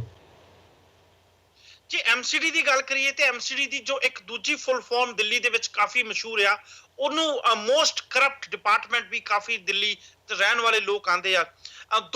ਦੋ ਟਰਮਾਂ ਤੋਂ ਬੀਜੇਪੀ ਐਮਸੀਡੀ ਵਿੱਚ ਰਾਜ ਕਰ ਰਹੀ ਆ। ਫਿਰ ਵੀ ਕੀ ਕਾਰਨ ਆ ਕਿ ਤਿੰਨ ਜੋ ਵਾਰਡਾਂ ਵਿੱਚ ਆਪਾਂ ਪੋਲ ਕੀਤੇ ਨੇ ਉੱਥੋਂ ਦੇ ਲੋਕ ਫਿਰ ਵੀ ਬੀਜੇਪੀ ਦੇ ਹੱਕ ਵਿੱਚ ਵੋਟ ਪਾਉਣ ਨੂੰ ਤਿਆਰ ਨੇ? ਕੀ ਲੱਗਦਾ ਤੁਹਾਨੂੰ ਮੋਦੀ ਫੈਕਟਰ ਕੰਮ ਕਰ ਰਿਹਾ? ਹਰਪ੍ਰੀਤ ਜੀ, ਇਹ ਗੱਲ ਬਹੁਤ ਕਲੀਅਰ ਹੈ, ਇਹ ਮੰਨੀ ਜਾਣੀ ਚਾਹੀਦੀ ਹੈ ਕਿ ਮੋਦੀ ਫੈਕਟਰ ਹੈ ਯੂਪੀ ਦੀ ਚੋਣ ਤੋਂ ਬਾਅਦ ਸੱਚਮੁੱਚ ਦਿੱਲੀ ਦੇ ਵਿੱਚ ਵੀ ਜ਼ਰੂਰ ਕੰਮ ਕਰੇਗਾ। ਔਰ ਦੂਸਰੀ ਗੱਲ ਇਹ ਕਿ ਭਾਰਤੀ ਜਨਤਾ ਪਾਰਟੀ, ਜਿਵੇਂ ਮੈਂ ਪਹਿਲਾਂ ਵੀ ਕਈ ਵਾਰ ਕਹਿ ਚੁੱਕਾ ਕਿ ਚੋਣਾਂ ਦੇ ਵਿੱਚ ਉਹ ਬੇਸ਼ੱਕ ਹਾਰ ਗਈ ਸੀ, 3 ਸੀਟਾਂ ਉਹਨਾਂ ਨੂੰ ਮਿਲ ਸਕੀਆਂ ਸੀ, ਪਰ ਇਸ ਤਰ੍ਹਾਂ ਦੀ ਪੋਜੀਸ਼ਨ ਦਿੱਲੀ ਦੇ ਵਿੱਚ ਭਾਜਪਾ ਦੀ ਪਹਿਲਾਂ ਵੀ ਨਹੀਂ ਸੀ ਕਿ ਉਹਦੇ ਲਈ ਕੋਈ ਬਹੁਤ ਵੱਡਾ ਚੈਲੰਜ ਹੋਵੇ। ਮੋਦੀ ਦਾ ਉਹਨਾਂ ਨੂੰ ਸਹਾਰਾ ਜ਼ਰੂਰ ਮਿਲੇਗਾ। ਆਰਗੇਨਾਈਜ਼ ਤਰੀਕੇ ਨਾਲ ਦੇਖਿਆ ਜਾਵੇ ਤਾਂ ਆਰਐਸਐਸ ਦੀ ਟੀਮ ਸਮੇਤ ਸਾਰਾ ਕੁਝ ਹੀ ਜਿਹੜਾ ਵਾ ਉਹ ਭਾਰਤੀ ਜਨਤਾ ਪਾਰਟੀ ਦੇ ਪੱਖ ਦੇ ਵਿੱਚ ਦਿੱਲੀ ਦੇ ਸਾਰੇ ਤਾਣੇ ਬਾਣੇ ਦੇ ਵਿੱਚ ਕਾਫੀ ਹੱਦ ਤੱਕ ਜਾਂਦਾ। ਦੂਸਰੀ ਗੱਲ ਜਿਹੜੀ ਅਸੀਂ ਕਰਦੇ ਹਾਂ ਯੂਪੀ ਦੇ ਪ੍ਰਸੰਗ ਦੇ ਵਿੱਚ, ਇੱਕ ਦੋਸਤ ਨੇ ਉਹ ਵੀ ਗੱਲ ਛੇੜੀ, ਹਾਲਾਂਕਿ ਉਹ ਪੂਰੀ ਤਰ੍ਹਾਂ ਦਿੱਲੀ ਦੇ ਉੱਤੇ ਬਹੁਤ ਜ਼ਿਆਦਾ ਐਪਲੀਕੇਬਲ ਨਹੀਂ ਹੈ ਕਿ ਮੁਸਲਮਾਨ ਵੋਟਰਾਂ ਪ੍ਰਤੀ ਕੀ ਰਵੱਈਆ ਰੱਖਣਗੇ, ਹਿੰਦੂਆਂ ਨੂੰ ਵੀ ਉਹਨਾਂ ਤੱਕ ਹੀ ਉਹ ਆਪਣੇ ਆਪ ਨੂੰ ਰੱਖਣ ਦੀ ਕੋਸ਼ਿਸ਼ ਕਰਨਗੇ। ਦਿੱਲੀ ਦੇ ਵਿੱਚ ਬੇਸ਼ੱਕ ਯੂਪੀ ਵਰਗੀ ਪੋਜੀਸ਼ਨ ਨਹੀਂ ਹੈ, ਪਰ ਇੱਕ ਗੱਲ ਜਿਹੜੀ ਆਰਐਸਐਸ ਦੀ ਔਰ ਹਿੰਦੂਤਵਵਾਦੀ ਪੋਲਿਟਿਕਸ ਦੀ ਜਿਹਦਾ ਪ੍ਰਤੀਕ ਭਾਰਤੀ ਜਨਤਾ ਪਾਰਟੀ ਸਿਆਸਤ ਦੇ ਵਿੱਚ ਨਜ਼ਰ ਆਉਂਦੀ ਹੈ, ਉਹਦਾ ਅਲਟੀਮੇਟ ਗੋਲ ਪੂਰੇ ਦੇਸ਼ ਦੇ ਵਿੱਚ ਇਸ ਗੱਲ ਨੂੰ ਸਾਬਤ ਕਰਨਾ ਵਾ ਕਿ ਮੁਸਲਮਾਨ ਭਾਈਚਾਰੇ ਨੂੰ ਉਹਦੀ ਗਿਣਤੀ ਕਿੰਨੀ ਵੀ ਕਿਸੇ ਖਿੱਤੇ ਦੇ ਵਿੱਚ ਹੋਵੇ, ਜਦੋਂ ਹੁਣ ਤੱਕ ਮੰਨਿਆ ਗਿਆ ਕਿ ਉਹ ਨਿਰਣਾਇਕ ਹੈ, ਉਹ ਫੈਸਲਾ ਕਰਨਾ, ਇਹ ਸਾਬਤ ਕਰਨਾ ਵਾ ਕਿ ਉਹ ਪ੍ਰਭਾਵਹੀਣ ਤਬਕਾ ਹੈ ਸਮਾਜ ਦਾ, ਖਾਸ ਕਰਕੇ ਲੋਕਤੰਤਰੀ ਚੋਣਾਂ ਦੇ ਵਿੱਚ। ਔਰ ਭਾਰਤੀ ਜਨਤਾ ਪਾਰਟੀ ਅੱਜ ਦੀ ਤਰੀਕ ਦੇ ਵਿੱਚ ਇਸ ਚੀਜ਼ਾਂ ਦੇ ਨਾਲ ਲਾਜ਼ਮੀ ਤੌਰ ਤੇ ਵੋਟਿੰਗ ਲੈਣ ਦੇ ਵਿੱਚ ਸਫਲ ਹੋਏਗੀ, ਪਰ ਲੰਮੇ ਸਮੇਂ ਦੇ ਵਿੱਚ ਇਹ ਕਤਾਰਬੰਦੀ ਹੋ ਸਕਦਾ ਉਹਦੇ ਬਹੁਤ ਉਲਟ ਪਹੁੰਚੇ ਜਾਵੇ ਤੇ ਇਹਦੇ ਚੋਂ ਉਹੀ ਕਾਂਗਰਸ ਬਾਅਦ ਦੇ ਵਿੱਚ ਰਿਵਾਈਵ ਕਰ ਜਾਵੇ ਜਿਹੜੀ ਕਾਂਗਰਸ ਤੋਂ ਭਾਰਤ ਬਣਾਉਣਾ ਪਸੰਦ ਕਰ ਰਹੇ ਨੇ। ਜੇ ਬੀਐਸਪੀ ਦੀ ਗੱਲ ਕਰੀਏ, ਅਸੀਂ ਸਾਰੇ ਜਾਣਦੇ ਹਾਂ ਕਿ ਬੀਐਸਪੀ ਪਾਰਟੀ ਕਿਤੇ ਨਾ ਕਿਤੇ ਸਿਮਟ ਕੇ ਸਿਰਫ ਉੱਤਰ ਪ੍ਰਦੇਸ਼ ਤੱਕ ਰਹਿ ਗਈ ਹੈ। ਉੱਤਰ ਪ੍ਰਦੇਸ਼ ਵਿੱਚ ਵੀ ਜੋ ਬੀਐਸਪੀ ਪਾਰਟੀ ਦਾ ਅਸੈਂਬਲੀ ਚ ਬੀਐਸਪੀ ਪਾਰਟੀ ਦਾ ਜੋ ਰਿਜ਼ਲਟ ਹੈ ਉਹ ਸਾਡੇ ਸਾਰੇ ਸਾਹਮਣੇ ਆ। ਜੇ ਦਿੱਲੀ ਦੀ ਗੱਲ ਕਰਾਂ, ਦਿੱਲੀ ਦੇ ਵਿੱਚ 2008 ਤੋਂ ਲੈ ਕੇ 2015 ਦੇ ਜੇ ਮੈਂ ਬੀਐਸਪੀ ਦੇ ਵੋਟ ਸ਼ੇਅਰ ਮਿਊਨਿਸਪਲ ਇਲੈਕਸ਼ਨ ਦੇ ਵਿੱਚ ਤੁਹਾਡੇ ਨਾਲ ਸਾਂਝੇ ਕਰਾਂ ਤੇ 2008 ਦੇ ਵਿੱਚ ਬੀਐਸਪੀ 14% ਬੀਐਸਪੀ ਦਾ ਵੋਟ ਸ਼ੇਅਰ ਦਿੱਲੀ ਦੇ ਮਿਊਨਿਸਪਲ ਇਲੈਕਸ਼ਨ 14% ਸੀ। 2012 ਚ ਜੋ ਘਟ ਕੇ 10%, 2013 ਚ 5% ਤੇ 2015 ਚ ਸਿਰਫ 1.3% ਜਾਂ ਤੁਸੀਂ ਕਹਿ ਸਕਦੇ ਹੋ 1.5%। ਬੀਐਸਪੀ ਦਾ ਸ਼ੇਅਰ ਕੰਟੀਨਿਊਸਲੀ ਪਿਛਲੇ ਕੁਝ ਸਾਲਾਂ ਤੋਂ ਦਿੱਲੀ ਦੇ ਵਿੱਚ ਡਿੱਗਦਾ ਜਾ ਰਿਹਾ, ਜਾਂ ਅਸੀਂ ਇਹ ਵੀ ਕਹਿ ਸਕਦੇ ਹਾਂ ਲਗਭਗ ਦੇਸ਼ ਦੇ ਵਿੱਚ ਡਿੱਗਦਾ ਜਾ ਰਿਹਾ। ਪਰ ਫਿਰ ਵੀ ਬੀਐਸਪੀ ਬਿਨਾਂ ਕੋਈ ਵੱਡੀ ਵਿਜ਼ਨ ਦੇ, ਬਿਨਾਂ ਕੋਈ ਪਲੇਟਫਾਰਮ ਦੇ ਇਲੈਕਸ਼ਨ ਲੜਦੀ ਆ ਤੇ ਦਿੱਲੀ ਇਲੈਕਸ਼ਨ ਦੇ ਵਿੱਚ ਵੀ, ਦਿੱਲੀ ਮਿਊਨਿਸਪਲ ਇਲੈਕਸ਼ਨ ਦੇ ਵਿੱਚ ਵੀ ਬੀਐਸਪੀ ਨੇ ਇੱਕ ਵਾਰ ਫਿਰ ਤੋਂ ਮੈਦਾਨ ਵਿੱਚ ਆਪਣੇ ਕੈਂਡੀਡੇਟ ਉਤਾਰਨ ਦਾ ਸੋਚਿਆ। ਕਿ ਅਸੀਂ ਇਹ ਕਹਿ ਸਕਦੇ ਹਾਂ ਕਿ ਬੀਐਸਪੀ ਦੀ ਦਿੱਲੀ ਮਿਊਨਿਸਪਲ ਇਲੈਕਸ਼ਨ ਵਿੱਚ ਜੇ ਹਾਰ ਹੁੰਦੀ ਆ ਤੇ ਬੀਐਸਪੀ ਨੂੰ ਇੱਕ ਵੱਡੀ ਸ਼ਰਮਨਾਕ ਹਾਰ ਦਾ ਸਾਹਮਣਾ ਕਰਨ ਦਿੱਲੀ ਐਮਸੀਡੀ ਵਿੱਚ ਪੈ ਸਕਦਾ ਹੈ? ਹਰਪ੍ਰੀਤ ਜੀ, ਸ਼ਰਮਨਾਕ ਹਾਰ ਤਾਂ ਖੈਰ ਦਿਸ ਹੀ ਰਹੀ ਹੈ, ਜਿਸ ਤਰ੍ਹਾਂ ਦੇ ਅੰਕੜੇ ਦੱਸ ਰਹੇ ਨੇ 14% ਵੋਟ ਸ਼ੇਅਰ ਤੋਂ ਸ਼ੁਰੂ ਹੋ ਕੇ ਅੱਜ ਅਸੀਂ ਸਿਰਫ ਤੇ ਸਿਰਫ 1.5% ਤੇ ਆ, ਤਾਂ ਫਿਰ ਵੀ ਅਸੀਂ ਆਪਣੇ ਜਿਹੜੇ ਉੱਥੇ ਕੈਂਡੀਡੇਟ ਆ ਉਹਨਾਂ ਨੂੰ ਅਨਾਉਂਸ ਕਰਦੇ ਆ ਕਿ ਉੱਥੇ ਲੜਾਂਗੇ। ਕਿਤੇ ਨਾ ਕਿਤੇ ਦਿੱਲੀ ਦੇ ਵਿੱਚ ਜਿਹੜਾ ਪਾਵਰਟੀ ਲਾਈਨ ਤੋਂ ਨੀਚੇ ਵਾਲਾ ਤਬਕਾ ਹੈ ਉਹ ਕਾਫੀ ਜ਼ਿਆਦਾ ਪਰਸੈਂਟੇਜ ਦੇ ਵਿੱਚ ਰਹਿੰਦਾ ਹੈ, ਔਰ ਸ਼ਾਇਦ ਇਸੇ ਕਰਕੇ ਬੀਜੇਪੀ ਦਾ ਜਿਹੜਾ ਤੁਸੀਂ ਕਹ ਲਓਗੇ ਕੈਂਡੀਡੇਟ ਖੜਾਉਣ ਵਾਲਾ ਜਿਹੜਾ ਵਤੀਰਾ ਉਹ ਨਹੀਂ ਉੱਥੋਂ ਖਤਮ ਹੋ ਰਿਹਾ, ਲੇਕਿਨ ਉਹ ਬੀਜੇਪੀ ਦੀ ਓਵਰਆਲ ਸਾਖ ਦੀ ਬੀਐਸਪੀ ਦੀ ਜੇ ਓਵਰਆਲ ਸਾਖ ਦੀ ਗੱਲ ਕਰੀਏ ਤਾਂ ਉੱਥੇ ਬਿਲਕੁਲ ਵੀ ਨਜ਼ਰ ਨਹੀਂ ਹੈ। ਜੇ ਉਹ 2015 ਦੇ ਵਿੱਚ 1.5% ਸੀ ਤਾਂ ਸ਼ਾਇਦ ਹੁਣ ਉਹ ਜ਼ੀਰੋ ਦੇ ਕਰੀਬ ਪਹੁੰਚਣ ਵਾਲੀ ਹੋਏਗੀ। ਤਾਂ ਓਵਰਆਲ ਜੇ ਅਸੀਂ ਗੱਲ ਕਰੀਏ ਮੋਦੀ ਵੇਵ ਦੀ ਗੱਲ ਕਰ ਰਹੇ ਸੀ, ਦਿੱਲੀ ਦੇ ਵਿੱਚ 100% ਉਹ ਚੀਜ਼ ਜਿਹੜੀ ਉਹ ਕੰਮ ਕਰਨ ਜਾ ਰਹੀ ਹੈ, ਲੇਕਿਨ ਕਿਤੇ ਨਾ ਕਿਤੇ ਇੱਕ ਜਿਹੜੀ ਆਮ ਆਦਮੀ ਪਾਰਟੀ ਦੇ ਪ੍ਰਤੀ ਜਿਹੜਾ ਤੁਸੀਂ ਕਹ ਲਓ ਕਿ ਨੈਗੇਟਿਵ ਵਿਵਹਾਰ ਹੋਇਆ ਹੈ ਲੋਕਾਂ ਦਾ ਦਿੱਲੀ ਦੇ ਵਿੱਚ, ਉਹ ਵੀ ਬੀਜੇਪੀ ਨੂੰ ਸਿੱਧੇ ਤੌਰ ਤੇ ਜਿਹੜਾ ਉਹ ਪੋਜ਼ਿਟਿਵ ਇੰਪੈਕਟ ਪਾਉਣ ਜਾ ਰਿਹਾ ਹੈ, ਔਰ ਜਿਹੜੇ ਲੋਕ ਨੇ ਉੱਥੇ ਜਿਹੜੇ ਆਮ ਆਦਮੀ ਪਾਰਟੀ ਤੋਂ ਪਰੇਸ਼ਾਨ ਵੀ ਨੇ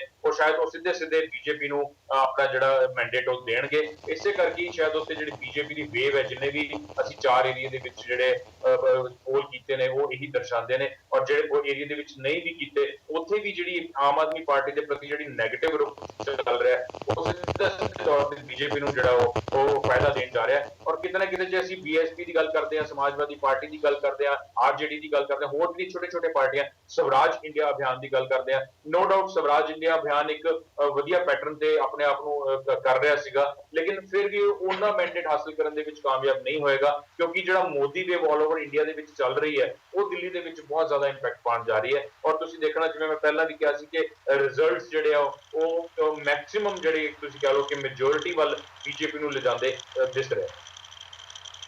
ਜੇ ਆਮ ਆਦਮੀ ਪਾਰਟੀ ਦੀ ਗੱਲ ਕਰਾਂ ਤੇ ਆਮ ਆਦਮੀ ਪਾਰਟੀ ਬਾਰ-ਬਾਰ ਜੋ 70 ਤੋਂ 67 ਜਿੱਤਾਂ ਜਿੱਤੀਆਂ ਨੇ ਬਾਰ-ਬਾਰ ਉਹਦਾ ਹਵਾਲਾ ਦਿੰਦੀ ਆ। ਕੀ ਅਸੀਂ ਇਹ ਕਹਿ ਸਕਦੇ ਹਾਂ ਕਿ ਆਮ ਆਦਮੀ ਪਾਰਟੀ ਇਤਿਹਾਸ ਨਹੀਂ ਭੁੱਲਣਾ ਚਾਹੁੰਦੀ ਤੇ ਵਾਪਸ ਅੱਜ ਤੋਂ 2 ਸਾਲ ਪਹਿਲਾਂ ਜੋ ਇਲੈਕਸ਼ਨ ਹੋਈ ਆਮ ਆਦਮੀ ਪਾਰਟੀ ਉੱਥੇ ਹੀ ਖੜੀ ਆ, ਪ੍ਰੈਜ਼ੈਂਟ ਸਿਚੁਏਸ਼ਨ ਤੇ ਆਮ ਆਦਮੀ ਪਾਰਟੀ ਧਿਆਨ ਨਹੀਂ ਮਾਰਨਾ ਚਾਹੁੰਦੀ? ਹਰਪ੍ਰੀਤ ਜੀ, ਮੈਂ ਕੋਈ ਇਨਫੋਰਮੇਸ਼ਨ ਸ਼ੇਅਰ ਕਰਨੀ ਚਾਹੁੰਦਾ। Please go ahead. ਪੰਜਾਬ ਦੇ ਜਿਹੜੇ ਸਾਬਕਾ ਖੇਤੀਬਾੜੀ ਮੰਤਰੀ ਤੇ ਅਕਾਲੀ ਦਲ ਦੇ ਸੀਨੀਅਰ ਲੀਡਰ ਗੁਰਦੇਵ ਸਿੰਘ ਬਾਦਲ ਨੇ, ਉਹਨਾਂ ਦੀ ਡੈਥ ਹੋ ਗਈ ਹੈ ਜੀ। ਹੁਣੇ ਮੈਸੇਜ ਆਇਆ ਤੇ ਉਹ ਕਾਫੀ ਦਿਨ ਤੋਂ ਬਿਮਾਰ ਚੱਲ ਰਹੇ ਸੀ, ਅੱਜ ਸਵੇਰੇ 6 ਵਜੇ ਉਹਨਾਂ ਦੀ ਡੈਥ ਹੋਈ ਹੈ। Okay, I think Prabhmeet Singh ji ਨੇ ਜੋ ਤੁਹਾਡੇ ਨਾਲ ਹੁਣੇ ਇਨਫੋਰਮੇਸ਼ਨ ਸਾਂਝੀ ਕੀਤੀ ਹੈ, ਬ੍ਰੇਕਿੰਗ ਨਿਊਜ਼ ਹੈ, ਹੁਣੇ ਨੂੰ ਜੋ ਖਬਰ ਮਿਲ ਰਹੀ ਹੈ ਉਹਦੇ ਅਨੁਸਾਰ ਗੁਰਦੇਵ ਸਿੰਘ ਬਾਦਲ ਸਾਹਿਬ ਦੀ ਦੇਹਾਂਤ ਹੋ ਗਿਆ ਵਾ, ਜੋ ਪਿਛਲੇ ਕੁਝ ਸਮੇਂ ਤੋਂ ਬਿਮਾਰ ਚੱਲ ਰਹੇ ਸੀ, ਪਰ ਅੱਜ ਹੀ ਜੋ ਤੁਸੀਂ ਕਹਿ ਰਹੇ ਹੋ ਅੱਜ ਹੀ ਇਹ ਖਬਰ ਆ ਰਹੀ ਹੈ ਪ੍ਰਭਮੀਤ ਸਿੰਘ ਜੀ? ਹਾਂਜੀ, ਹੁਣੇ ਹੀ ਆਈ ਹੈ ਜੀ, ਹੁਣੇ ਜਸਟ ਨਾਓ। ਓਕੇ, ਵਾਪਸ ਮੈਂ ਡਿਬੇਟ ਤੇ ਵਾਪਸ ਜਾਣਾ ਚਾਹੂੰਗਾ। ਜੋ ਮੇਰਾ ਸਵਾਲ ਸੀ ਕਿ ਆਮ ਆਦਮੀ ਪਾਰਟੀ 2 ਸਾਲ ਪਹਿਲਾਂ ਜੋ ਪਹਿਲਾਂ ਤੋਂ ਬਾਹਰ ਨਹੀਂ ਨਿਕਲ ਪਾ ਰਹੀ, ਪ੍ਰੈਜ਼ੈਂਟ ਸਿਚੁਏਸ਼ਨ ਤੇ ਧਿਆਨ ਨਹੀਂ ਮਾਰਨਾ ਚਾਹੁੰਦੀ। ਹਰਪ੍ਰੀਤ ਦੀ ਗੱਲ ਦਰਅਸਲ ਇਹ ਹੈ ਕਿ ਆਮ ਆਦਮੀ ਪਾਰਟੀ ਲਹਿਰ ਦੀ ਸ਼ਕਲ ਦੇ ਵਿੱਚ ਜਿੰਨਾ ਚਿਰ ਰਹੀ ਉਨੀ ਦੇਰ ਤੱਕ ਉਹ ਪ੍ਰਾਪਤੀਆਂ ਕਰਦੀ ਰਹੀ। ਅਸਲ ਦੇ ਵਿੱਚ ਆਮ ਆਦਮੀ ਪਾਰਟੀ ਦਾ ਰੀਅਲ ਸੰਕਟ ਇਹ ਹੈ ਕਿ ਉਹਨੇ ਲਹਿਰ ਤੋਂ ਪਾਰਟੀ ਦੇ ਵਿੱਚ ਕਿਵੇਂ ਕਨਵਰਟ ਹੋਣਾ, ਔਰ ਜਦੋਂ ਪਾਰਟੀ ਦੇ ਵਿੱਚ ਕਨਵਰਟ ਹੋਏਗੀ ਉਦੋਂ ਉਹਨੇ ਆਪਣੀ ਆਰਗੇਨਾਈਜੇਸ਼ਨ ਨੂੰ ਕਿਸ ਤਰੀਕੇ ਦੇ ਨਾਲ ਡਿਜ਼ਾਈਨ ਕਰਨਾ। ਇਹਦੇ ਵਿੱਚ ਆਮ ਆਦਮੀ ਪਾਰਟੀ ਨੂੰ ਕਾਫੀ ਵੱਡੀ ਦਿੱਕਤ ਆਈ। ਲਹਿਰ ਦੀ ਸ਼ਕਲ ਦੇ ਵਿੱਚ ਕੇਜਰੀਵਾਲ ਬਹੁਤ ਪ੍ਰਵਾਨਿਤ ਨੇਤਾ ਬਣ ਗਏ ਸਨ, ਪਰ ਇੱਕ ਜਥੇਬੰਦ ਪਾਰਟੀ ਦੇ ਵਿੱਚ ਉਹਨਾਂ ਨੂੰ ਉਹ ਸੱਚਮੁੱਚ ਪ੍ਰਵਾਨਿਤ ਨੇਤਾ ਬਣਾ ਸਕਣਗੇ ਕਿ ਨਹੀਂ, ਇਹ ਸਭ ਤੋਂ ਵੱਡਾ ਸਵਾਲ ਆਮ ਆਦਮੀ ਪਾਰਟੀ ਦੇ ਸਾਹਮਣੇ ਬਣ ਚੁੱਕਾ ਵਾ, ਔਰ ਇਹਦਾ ਉਹਨੂੰ ਕਿਸੇ ਨਾ ਕਿਸੇ ਤਰੀਕੇ ਦੇ ਨਾਲ ਹੱਲ ਕੱਢਣਾ ਪਵੇਗਾ। ਚਾਹੇ ਕੇਜਰੀਵਾਲ ਸੱਚਮੁੱਚ ਆਪਣੇ ਆਪ ਨੂੰ ਇਸ ਤਰੀਕੇ ਦੇ ਨਾਲ ਸਾਬਤ ਕਰ ਦੇਣ ਕਿ ਉਹੀ ਨੇਤਾ ਨੇ, ਤੇ ਚਾਹੇ ਇਹ ਗੱਲ ਤੈਅ ਕਰ ਲਈ ਜਾਵੇ ਕਿ ਨੇਤਾ ਦੇ ਤੌਰ ਤੇ ਉੱਤੇ ਨਾ ਚਾਹੇ ਉਹਨਾਂ ਦਾ ਜਾਵੇ, ਪਰ ਪਾਰਟੀ ਇੱਕ ਜਥੇਬੰਦਕ ਤਾਣੇ ਬਾਣੇ ਦੇ ਅਧੀਨ ਚਲਾਈ ਜਾਵੇ। ਇਹ ਸੰਕਟ ਆਮ ਆਦਮੀ ਪਾਰਟੀ ਦਾ ਬਹੁਤ ਵੱਡਾ ਬਣ ਚੁੱਕਾ। ਅਪਰੀਤ ਜੀ, ਬਿਲਕੁਲ ਜਿਹੜਾ ਹੈਗਾ ਨਾ, ਜਿਹੜੀ ਗੱਲ ਇਹਨਾਂ ਨੇ ਅੰਦੋਲਨ ਦੀ ਕੀਤੀ ਹੈ ਸ਼ਬਦੀਸ਼ ਜੀ ਨੇ, ਬਿਲਕੁਲ ਜਾਇਜ਼ ਸਹੀ ਗੱਲ ਹੈ, ਕਿਉਂਕਿ ਜਦੋਂ ਤੁਸੀਂ ਕੋਈ ਅੰਦੋਲਨ ਕਰਦੇ ਹੋ ਤਾਂ ਤੁਸੀਂ ਇੱਕ ਮੁੱਦੇ ਤੇ ਦੂਜੇ ਦੇ ਕੀਤੇ ਹੋਏ ਨਾ ਕੀਤੇ ਹੋਏ ਕੰਮ ਦੀ ਆਲੋਚਨਾ ਕਰ ਰਹੇ ਹੁੰਦੇ ਆ, ਔਰ ਲੋਕਾਂ 'ਚ ਲੈ ਕੇ ਜਾਣਾ ਕਿ ਉਹ ਬੰਦਾ ਜਿਹੜਾ ਹੈਗਾ ਉਹ ਜੋ ਕਹਿੰਦਾ ਸੀ ਉਸ ਤਰ੍ਹਾਂ ਪਰਫਾਰਮ ਨਹੀਂ ਕਰ ਰਿਹਾ ਜਾਂ ਨਹੀਂ ਕਰ ਸਕਿਆ ਹੈਗਾ। ਤੇ ਇੱਕ ਲੋਕ ਜਿਹੜੇ ਤੁਹਾਡੇ ਨਾਲ ਲੋਕ ਜੁੜਦੇ ਨੇ ਉਹਨਾਂ ਦੇ ਵਿੱਚ ਉਸ ਵਕਤ ਇੱਕ ਬੜਾ ਜੋਸ਼ ਦਾ ਲੈਵਲ ਹੁੰਦਾ ਹੈ, ਉਹ ਜਿਸ ਜੋਸ਼ ਦੇ ਅਧੀਨ ਉਹ ਦਿਨ ਰਾਤ ਕਰਕੇ ਆਪਣੇ ਲੀਡਰ ਦੇ ਪਿੱਛੇ ਲੱਗ ਜਾਂਦੇ ਨੇ। ਪਰ ਜਦੋਂ ਸਰਕਾਰ ਬਣਾ ਕੇ ਸਰਕਾਰ ਚਲਾਉਣ ਦੀ ਗੱਲ ਆਉਂਦੀ ਹੈ ਉਦੋਂ ਡਿਲੀਵਰੈਂਸ ਦੀ ਜਿਹੜੀ ਜ਼ਿੰਮੇਵਾਰੀ ਹੈ ਉਹ ਸਰਕਾਰ ਤੇ ਬਣ ਜਾਂਦੀ ਹੈ। ਸੋ ਜਦੋਂ ਐਂਟੀ ਕਰਪਸ਼ਨ ਮੂਵਮੈਂਟ ਚਲਾ ਰਹੇ ਸੀ, ਉਦੋਂ ਜਿਹੜੇ ਲੋਕ ਜੁੜੇ ਹੋਏ ਸੀ ਉਹਨਾਂ ਦਾ ਜਿਹੜਾ ਇੱਕ ਤਰ੍ਹਾਂ ਦਾ ਮੋਟੀਵੇਸ਼ਨ ਲੈਵਲ ਸੀ, ਉਹ ਸਰਕਾਰ ਬਣਾਉਣ ਤੋਂ ਬਾਅਦ ਉਹ ਉਹੋ ਜਿਹੀ ਰਹੇ ਤੇ ਉਵੇਂ ਹੀ ਲੋਕ ਜੁੜੇ ਰਹਿਣ, ਇਹਦੀ ਸੰਭਾਵਨਾ ਤਾਂ ਕਦੇ ਕੀਤੀ ਨਹੀਂ ਜਾ ਸਕਦੀ ਹੁੰਦੀ। ਉੱਥੇ ਇਵੈਲੂਏਸ਼ਨ ਹੋਣੀ ਹੈ ਡਿਲੀਵਰੈਂਸ ਤੇ, ਡਿਲੀਵਰੈਂਸ ਦੇ ਮਾਮਲੇ ਦੇ ਉੱਤੇ ਪਛੜੀ ਲੱਗਦੀ ਆ ਆਮ ਆਦਮੀ ਪਾਰਟੀ, ਔਰ ਉਹੀ ਉਹਨਾਂ ਦੇ ਜਿਹੜੀ ਹੈਗੀ ਪੈਰਾਂ ਥੱਲੇ ਤੋਂ ਜ਼ਮੀਨ ਖਿਸਕਣ ਦੀ ਸੰਭਾਵਨਾ ਉਸ ਕਾਰਨ ਕਰਕੇ ਬਣ ਰਹੀ ਹੈ। ਇਹ ਠੀਕ ਹੈ, ਜਿਵੇਂ ਪਹਿਲਾਂ ਗੱਲ ਚੱਲੀ ਸੀ ਕਿ ਆਰਐਸਐਸ ਫੈਕਟਰ ਹੈਗਾ, ਮੋਦੀ ਫੈਕਟਰ ਹੈਗਾ, ਉਸ ਗੱਲ ਨੂੰ ਨਕਾਰਿਆ ਨਹੀਂ ਜਾ ਸਕਦਾ ਹੈਗਾ। ਆਰਐਸਐਸ ਦਾ ਕੇਡਰ ਵੀ ਬੀਜੇਪੀ ਵਾਸਤੇ ਫਾਇਦੇਮੰਦ ਹੋ ਸਕਦਾ ਹੈ, ਮੋਦੀ ਫੈਕਟਰ ਜਿਹੜੀ ਮੋਦੀ ਵੇਵ ਆ ਉਹ ਵੀ ਫਾਇਦੇਮੰਦ ਹੋ ਸਕਦੀ ਹੈ, ਪਰ ਉਹਨੂੰ ਸਪੇਸ ਜਿਹੜੀ ਹੈਗੀ ਆਪਣੇ ਦਿੱਲੀ ਦੇ ਵਿੱਚ ਜਿੱਥੇ ਇਹਨੂੰ ਨੂੰ ਐਡੀ ਪ੍ਰਾਪਤ ਹੋਈ ਹੈ ਜਿੱਤ, ਉਹਦੇ ਉੱਤੇ ਕਨਸੈਂਟਰੇਟ ਕਰਨ ਦੀ ਬਜਾਏ ਉਹਨਾਂ ਨੇ ਆਪਣੇ ਆਪ ਨੂੰ ਡਾਇਲਿਊਟ ਕਰ ਲਿਆ ਬਹੁਤ ਜ਼ਿਆਦਾ ਥਾਂ ਤੇ ਫੈਲਾ ਕੇ। ਕਨਸੈਂਟਰੇਟਡ ਐਫਰਟਸ ਜਿਹੜੀਆਂ ਉਹਨਾਂ ਨੂੰ ਦਿੱਲੀ 'ਚ ਕਰਨੀਆਂ ਚਾਹੀਦੀਆਂ ਸੀ, ਔਰ ਇੱਕ ਉਹ ਸਿਸਟਮ ਜਿਹੜਾ ਹੈਗਾ ਐਗਜ਼ੀਕਿਊਟਿਵ ਸਿਸਟਮ ਡਿਵੈਲਪ ਕਰਨ ਦੀ ਲੋੜ ਸੀ ਪਾਰਟੀ ਦੇ ਵਿੱਚ, ਜਿਹੜਾ ਲੋਕਾਂ ਵਾਸਤੇ ਕੰਮ ਕਰਕੇ ਉੱਥੇ ਉਹਨਾਂ ਦੀ ਤਸੱਲੀ ਕਰਵਾ ਸਕਦਾ। ਉਹਦੀ ਬਜਾਏ ਉਹਨਾਂ ਦੇ ਮੰਤਰੀ ਵੀ ਐਬਸੈਂਟ ਨੇ, ਕੋਈ ਗੋਆ ਫਿਰ ਰਿਹਾ, ਕੋਈ ਪੰਜਾਬ ਫਿਰ ਰਿਹਾ, ਕੋਈ ਸਕੈਂਡੀਨੇਵੀਅਨ ਕੰਟਰੀ 'ਚ ਘੁੰਮਣ ਫਿਰਨ ਜਾ ਰਿਹਾ ਜਦੋਂ ਲੋਕੋ ਡੈਂਗੀ ਦੇ ਪ੍ਰਭਾਵ ਥੱਲੇ ਬਹੁਤ ਵਿਲਕ ਰਹੇ ਸੀ। ਸੋ ਇਹ ਡਿਲੂਸ਼ਨ ਜਿਹੜੀ ਹੈਗੀ ਉਹਨਾਂ ਨੇ ਆਪਣੇ ਇੰਪੈਕਟ ਦੀ ਜਿਹੜੀ ਕਰੀ ਹੈ, ਉਹ ਵੀ ਉਹਨਾਂ ਦੀ ਜਿਹੜੀ ਉੱਥੇ ਸਥਿਤੀ ਨਾ ਚੰਗੀ ਹੋਣ ਦੀ ਬਹੁਤ ਵੱਡਾ ਕਾਰਨ। ਜੇ ਕਾਂਗਰਸ ਦੀ ਗੱਲ ਕਰੀਏ, ਕਾਂਗਰਸ ਦੇ ਕੋਲ ਐਮਸੀਡੀ ਇਲੈਕਸ਼ਨ ਦੇ ਵਿੱਚ ਦੋ ਹੁਕਮ ਦੇ ਇੱਕੇ ਨੇ ਜੋ ਕਾਂਗਰਸ ਐਮਸੀਡੀ ਇਲੈਕਸ਼ਨ ਵਿੱਚ ਜ਼ਰੂਰ ਚਲਾਉਣਾ ਚਾਹੂਗੀ ਜਾਂ ਕਾਂਗਰਸ ਚਲਾ ਸਕਦੀ ਆ।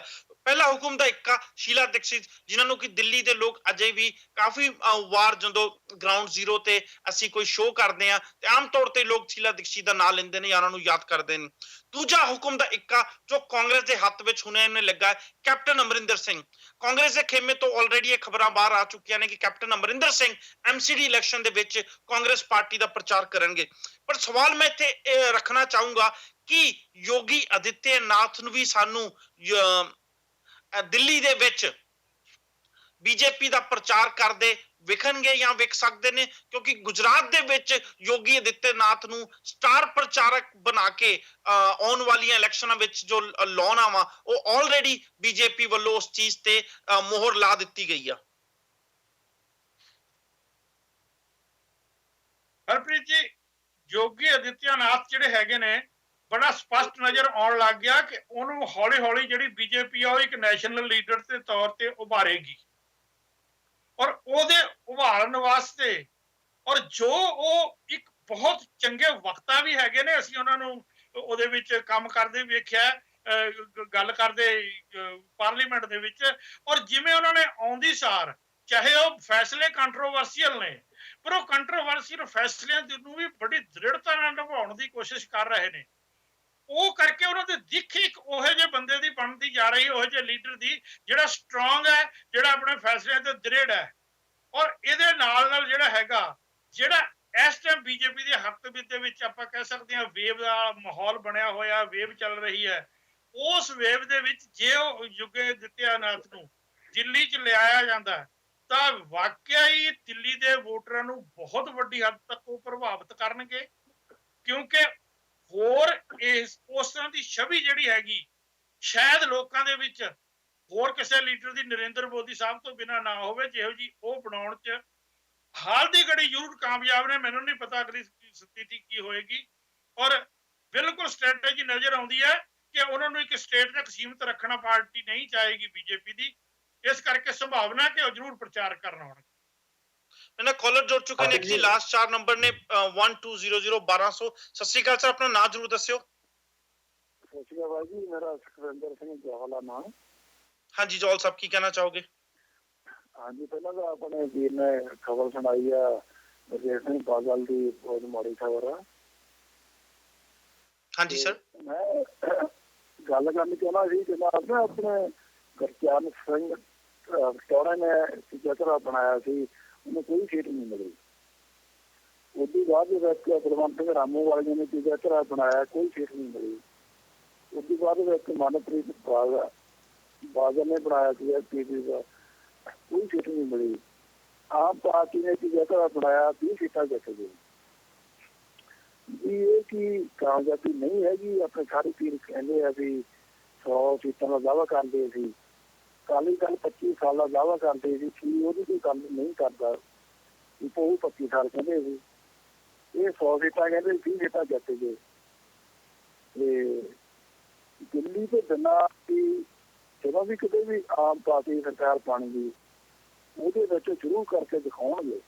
ਦਿੱਲੀ ਦੇ ਵਿੱਚ ਪਾਵਰ ਹੈ ਨਹੀਂ ਜੀ, ਜਿੰਨਾ ਆਪਾਂ ਮਰਜ਼ੀ ਕਹਿ ਲਈਏ ਜੋ ਇੱਕ MLA ਉੱਧਰ ਚਲਾ ਗਿਆ, ਕੁਝ ਵੀ ਹੋ ਗਿਆ, ਜਿੰਨਾ ਚਿਰ ਪਾਵਰ ਨਹੀਂ ਸਰਕਾਰ ਕੋਲੇ ਉਹ ਕੁਝ ਨਹੀਂ ਕਰ ਸਕਦੀ। ਤੇ ਆਉਣ ਵਾਲਾ ਸਮਾਂ ਜ਼ਰੂਰ ਆਮ ਪਾਰਟੀ ਦਾ ਹੋਊਗਾ, ਚਾਹੇ ਟਾਈਮ ਲੱਗੂਗਾ।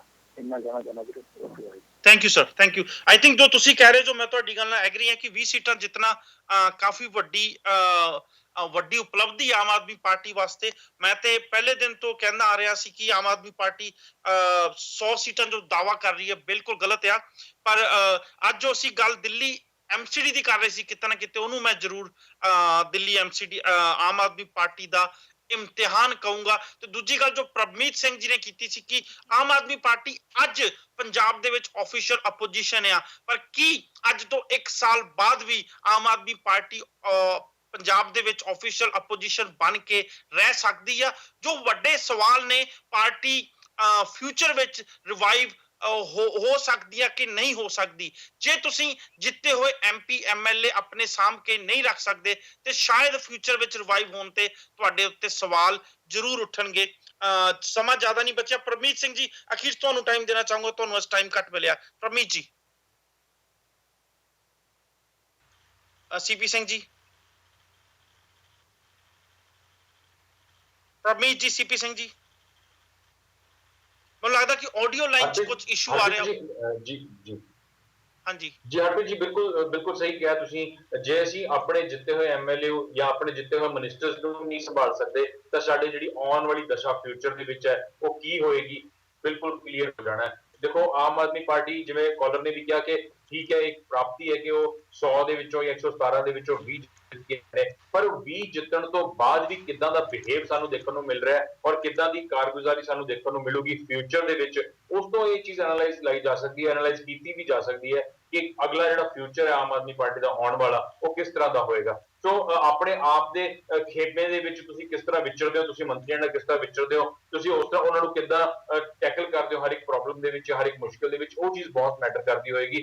ਬਟ ਇਸ ਚੀਜ਼ ਦੇ ਵਿੱਚ ਆਮ ਆਦਮੀ ਪਾਰਟੀ ਸ਼ੁਰੂ ਤੋਂ ਹੀ ਅਸੀਂ ਅਗਰ ਦੇਖੀਏ ਤਾਂ ਉਹ ਨਾਕਾਮਯਾਬ ਰਹੀ ਹੈ। ਕਿਤੇ ਨਾ ਕਿਤੇ ਉਹਨਾਂ ਨੇ ਆਪਣੇ ਹੀ ਡਿਸੀਜਨ ਦੇ ਉੱਪਰ, ਆਪਣੇ ਹੀ ਮੰਤਰੀਆਂ ਦੇ ਉੱਪਰ ਥੋਪੇ ਗਏ ਨੇ ਔਰ ਸ਼ਾਇਦ ਇਸੇ ਕਰਕੇ ਉਹ ਅੱਜ ਆਮ ਆਦਮੀ ਪਾਰਟੀ ਜਿਹੜੀ ਸਿਰਫ 20 ਤੋਂ 22 ਸੀਟਾਂ ਦੇ ਵਿੱਚ ਸਿਮਟ ਕੇ ਰਹਿ ਗਈ ਹੈ। ਔਰ ਜੇ ਅਸੀਂ ਓਵਰਆਲ ਗੱਲ ਵੀ ਕਰੀਏ, ਦਿੱਲੀ ਦੀ ਵੀ ਗੱਲ ਕਰੀਏ ਜਾਂ ਅਸੀਂ ਓਵਰਆਲ ਇੰਡੀਆ ਦੇ ਸੀਨ ਦੀ ਗੱਲ ਕਰੀਏ ਤਾਂ BJP ਨੂੰ ਦਿੱਲੀ ਦੇ ਵਿੱਚ ਆਈ ਥਿੰਕ ਇੰਨੀ ਕੁ ਵਧੀਆ ਰੈਪੂਟੇਸ਼ਨ ਜਿਹੜੀ ਉਹ ਬਣਾ ਚੁੱਕੇ ਨੇ, ਜਾਂ ਉਹਨਾਂ ਨੂੰ ਦਿਖ ਰਿਹਾ ਕਿ ਪਬਲਿਕ ਦਾ ਜਿਹੜਾ ਮੈਂਡੇਟ ਹੈ ਉਹ ਸਾਡੇ ਵੱਲ ਆ ਰਿਹਾ, ਤੇ ਜੇ ਉਹ ਯੋਗੀ ਨਾਥ ਜੀ ਦੀ ਐਂਟਰੀ ਦਿੱਲੀ ਦੇ ਵਿੱਚ ਕਰ ਦਿੰਦੇ ਨੇ ਤਾਂ ਸ਼ਾਇਦ ਇਹ ਉਸ ਮੂਵਮੈਂਟ ਨੂੰ ਹੋਰ ਬੂਸਟ ਦੇ ਦੇਣਗੇ ਔਰ ਉਸ ਬੂਸਟ ਦਾ ਜਿਹੜਾ ਸਿੱਧਾ ਫਾਇਦਾ ਉਹ BJP ਦੇ ਖੇਮੇ ਦੇ ਵਿੱਚ ਸਾਨੂੰ ਦਿਖੂਗਾ। ਸੋ ਕਿਤੇ ਨਾ ਕਿਤੇ BJP ਜਿਹੜੀ ਸਟਰੋਂਗਲੀ MCD ਦੇ ਵਿੱਚ ਆ ਰਹੀ ਹੈ, ਇਹਦੇ ਵਿੱਚ ਕੋਈ ਸ਼ੱਕ ਨਹੀਂ ਹੈ। ਚਾਹੇ ਇਹਦੇ ਵਿੱਚ ਕੋਈ ਵੀ ਕਾਰਨ ਹੋਵੇ, ਚਾਹੇ ਇਹਦੇ ਵਿੱਚ ਆਮ ਆਦਮੀ ਪਾਰਟੀ ਦੀ ਨਾਰਾਜ਼ਗੀ ਹੋਵੇ ਲੋਕਾਂ ਪ੍ਰਤੀ, ਚਾਹੇ BJP ਦੀ ਜਿਹੜੀ ਉਹ ਇੱਕ ਵੇਵ ਚੱਲ ਰਹੀ ਹੈ ਇੰਡੀਆ ਦੇ ਵਿੱਚ ਜਾਂ UP ਦੇ ਵਿੱਚ, ਜਿਸ ਤਰ੍ਹਾਂ ਉਹਨਾਂ ਨੇ ਕਲੀਨ ਸਵੀਪ ਕਰਕੇ ਉਹ ਆਏ ਨੇ, ਉਹ ਫੈਕਟਰ ਹੋਵੇ, ਕਿਤੇ ਨਾ ਕਿਤੇ BJP ਦੇ ਕੋਲ ਅਪਰ ਹੈਂਡ ਹੈ ਔਰ ਉਹ ਦਿੱਲੀ ਦੇ ਵਿੱਚ ਸਾਫ਼ ਦਿਖਾਈ ਦੇ ਰਿਹਾ। ਨਾਲੇ ਮੈਂ ਦਰਸ਼ਕਾਂ ਨੂੰ ਇੱਕ ਗੱਲ ਹੋਰ ਕਹਿ ਦੇਣਾ ਚਾਹੁੰਦਾ ਕਿ ਜੋ ਇਨਫੋਰਮੇਸ਼ਨ ਇਸ ਸਟੇਜ ਤੋਂ ਅਸੀਂ ਸਾਂਝੀ ਕਰਦੇ ਆ, ਕਿਤੇ ਨਾ ਕਿਤੇ ਸਾਡੇ ਕੋਲ ਗਰਾਊਂਡ ਜ਼ੀਰੋ ਦੀ ਰਿਪੋਰਟ ਜ਼ਰੂਰ ਹੁੰਦੀ ਆ। ਬਿਨਾਂ ਗਰਾਊਂਡ ਜ਼ੀਰੋ ਦੀ ਰਿਪੋਰਟ ਜਾਂ ਬਿਨਾਂ ਵੀਡੀਓ ਪ੍ਰੂਫ ਦੇ ਅਸੀਂ ਤੁਹਾਡੇ ਨਾਲ ਕੋਈ ਵੀ ਗੱਲ ਸਾਂਝੀ ਨਹੀਂ ਕਰਦੇ। ਸਾਡੀ ਪੂਰੀ ਟੀਮ, ਜੇ ਤੁਸੀਂ ਸਾਡੀ ਪੂਰੀ ਟੀਮ ਵਿੱਚ ਬਿਨਾਂ ਕਿ ਪੁਖਤਾ ਸਾਡੇ ਕੋਲ ਜੇ ਨਿਊਜ਼ ਜਾਂ ਵੀਡੀਓ ਲਿੰਕ ਨਾ ਹੋਵੇ, ਅਸੀਂ ਤੁਹਾਡੇ ਨਾਲ ਕਦੀ ਵੀ ਇਨਫੋਰਮੇਸ਼ਨ ਸਾਂਝੀ ਨਹੀਂ ਕਰਦੇ। ਜਿੱਥੇ ਕਿ ਕਾਲਰ ਇੱਕ ਆਮ ਆਦਮੀ ਪਾਰਟੀ ਦੇ ਰਿਵਾਈਵ ਹੋਣ ਦੀ ਗੱਲ ਕਰ ਰਹੇ ਸੀ, ਪਰ ਅਸੀਂ ਉਹਨਾਂ ਤੋਂ ਪੁੱਠੇ ਚੱਲਦੇ ਹੋਏ ਆਮ ਆਦਮੀ ਪਾਰਟੀ ਦੇ ਪਤਨ ਦੀ ਗੱਲ ਕਰ ਰਹੇ ਹਾਂ, ਜੋ ਕਿ ਸ਼ਾਇਦ ਅੱਜ ਤੋਂ 1.5-2 ਮਹੀਨੇ ਬਾਅਦ, ਅੱਜ ਤੋਂ ਜ਼ਿਆਦਾ ਦੂਰ ਨਹੀਂ ਆ। ਉਮੀਦ ਕਰਦੇ ਹਾਂ ਕਿ ਤੁਹਾਨੂੰ ਸਾਡੀ ਅੱਜ ਦੀ ਕੋਸ਼ਿਸ਼ ਪਸੰਦ ਆਈ ਹੋਊਗੀ। ਹਮੇਸ਼ਾ ਤਰ੍ਹਾਂ ਤੁਹਾਨੂੰ ਸਾਡੇ ਸ਼ੋਅ ਕਿੱਦਾਂ ਲੱਗਦੇ ਆ, ਫੋਨ, ਈਮੇਲ ਅਤੇ WhatsApp ਤੇ ਆਪਣੇ ਸੁਝਾਅ ਸਾਡੇ ਨਾਲ ਸਾਂਝੇ ਕਰ ਸਕਦੇ ਜੋ। ਇੱਥੇ ਮੈਨੂੰ, ਸਬਦੀਸ਼ ਜੀ ਨੂੰ, ਅਜੀਤ ਜੀ ਨੂੰ, CP ਸਿੰਘ ਜੀ ਨੂੰ ਤੋਂ ਇਜਾਜ਼ਤ। ਧੰਨਵਾਦ।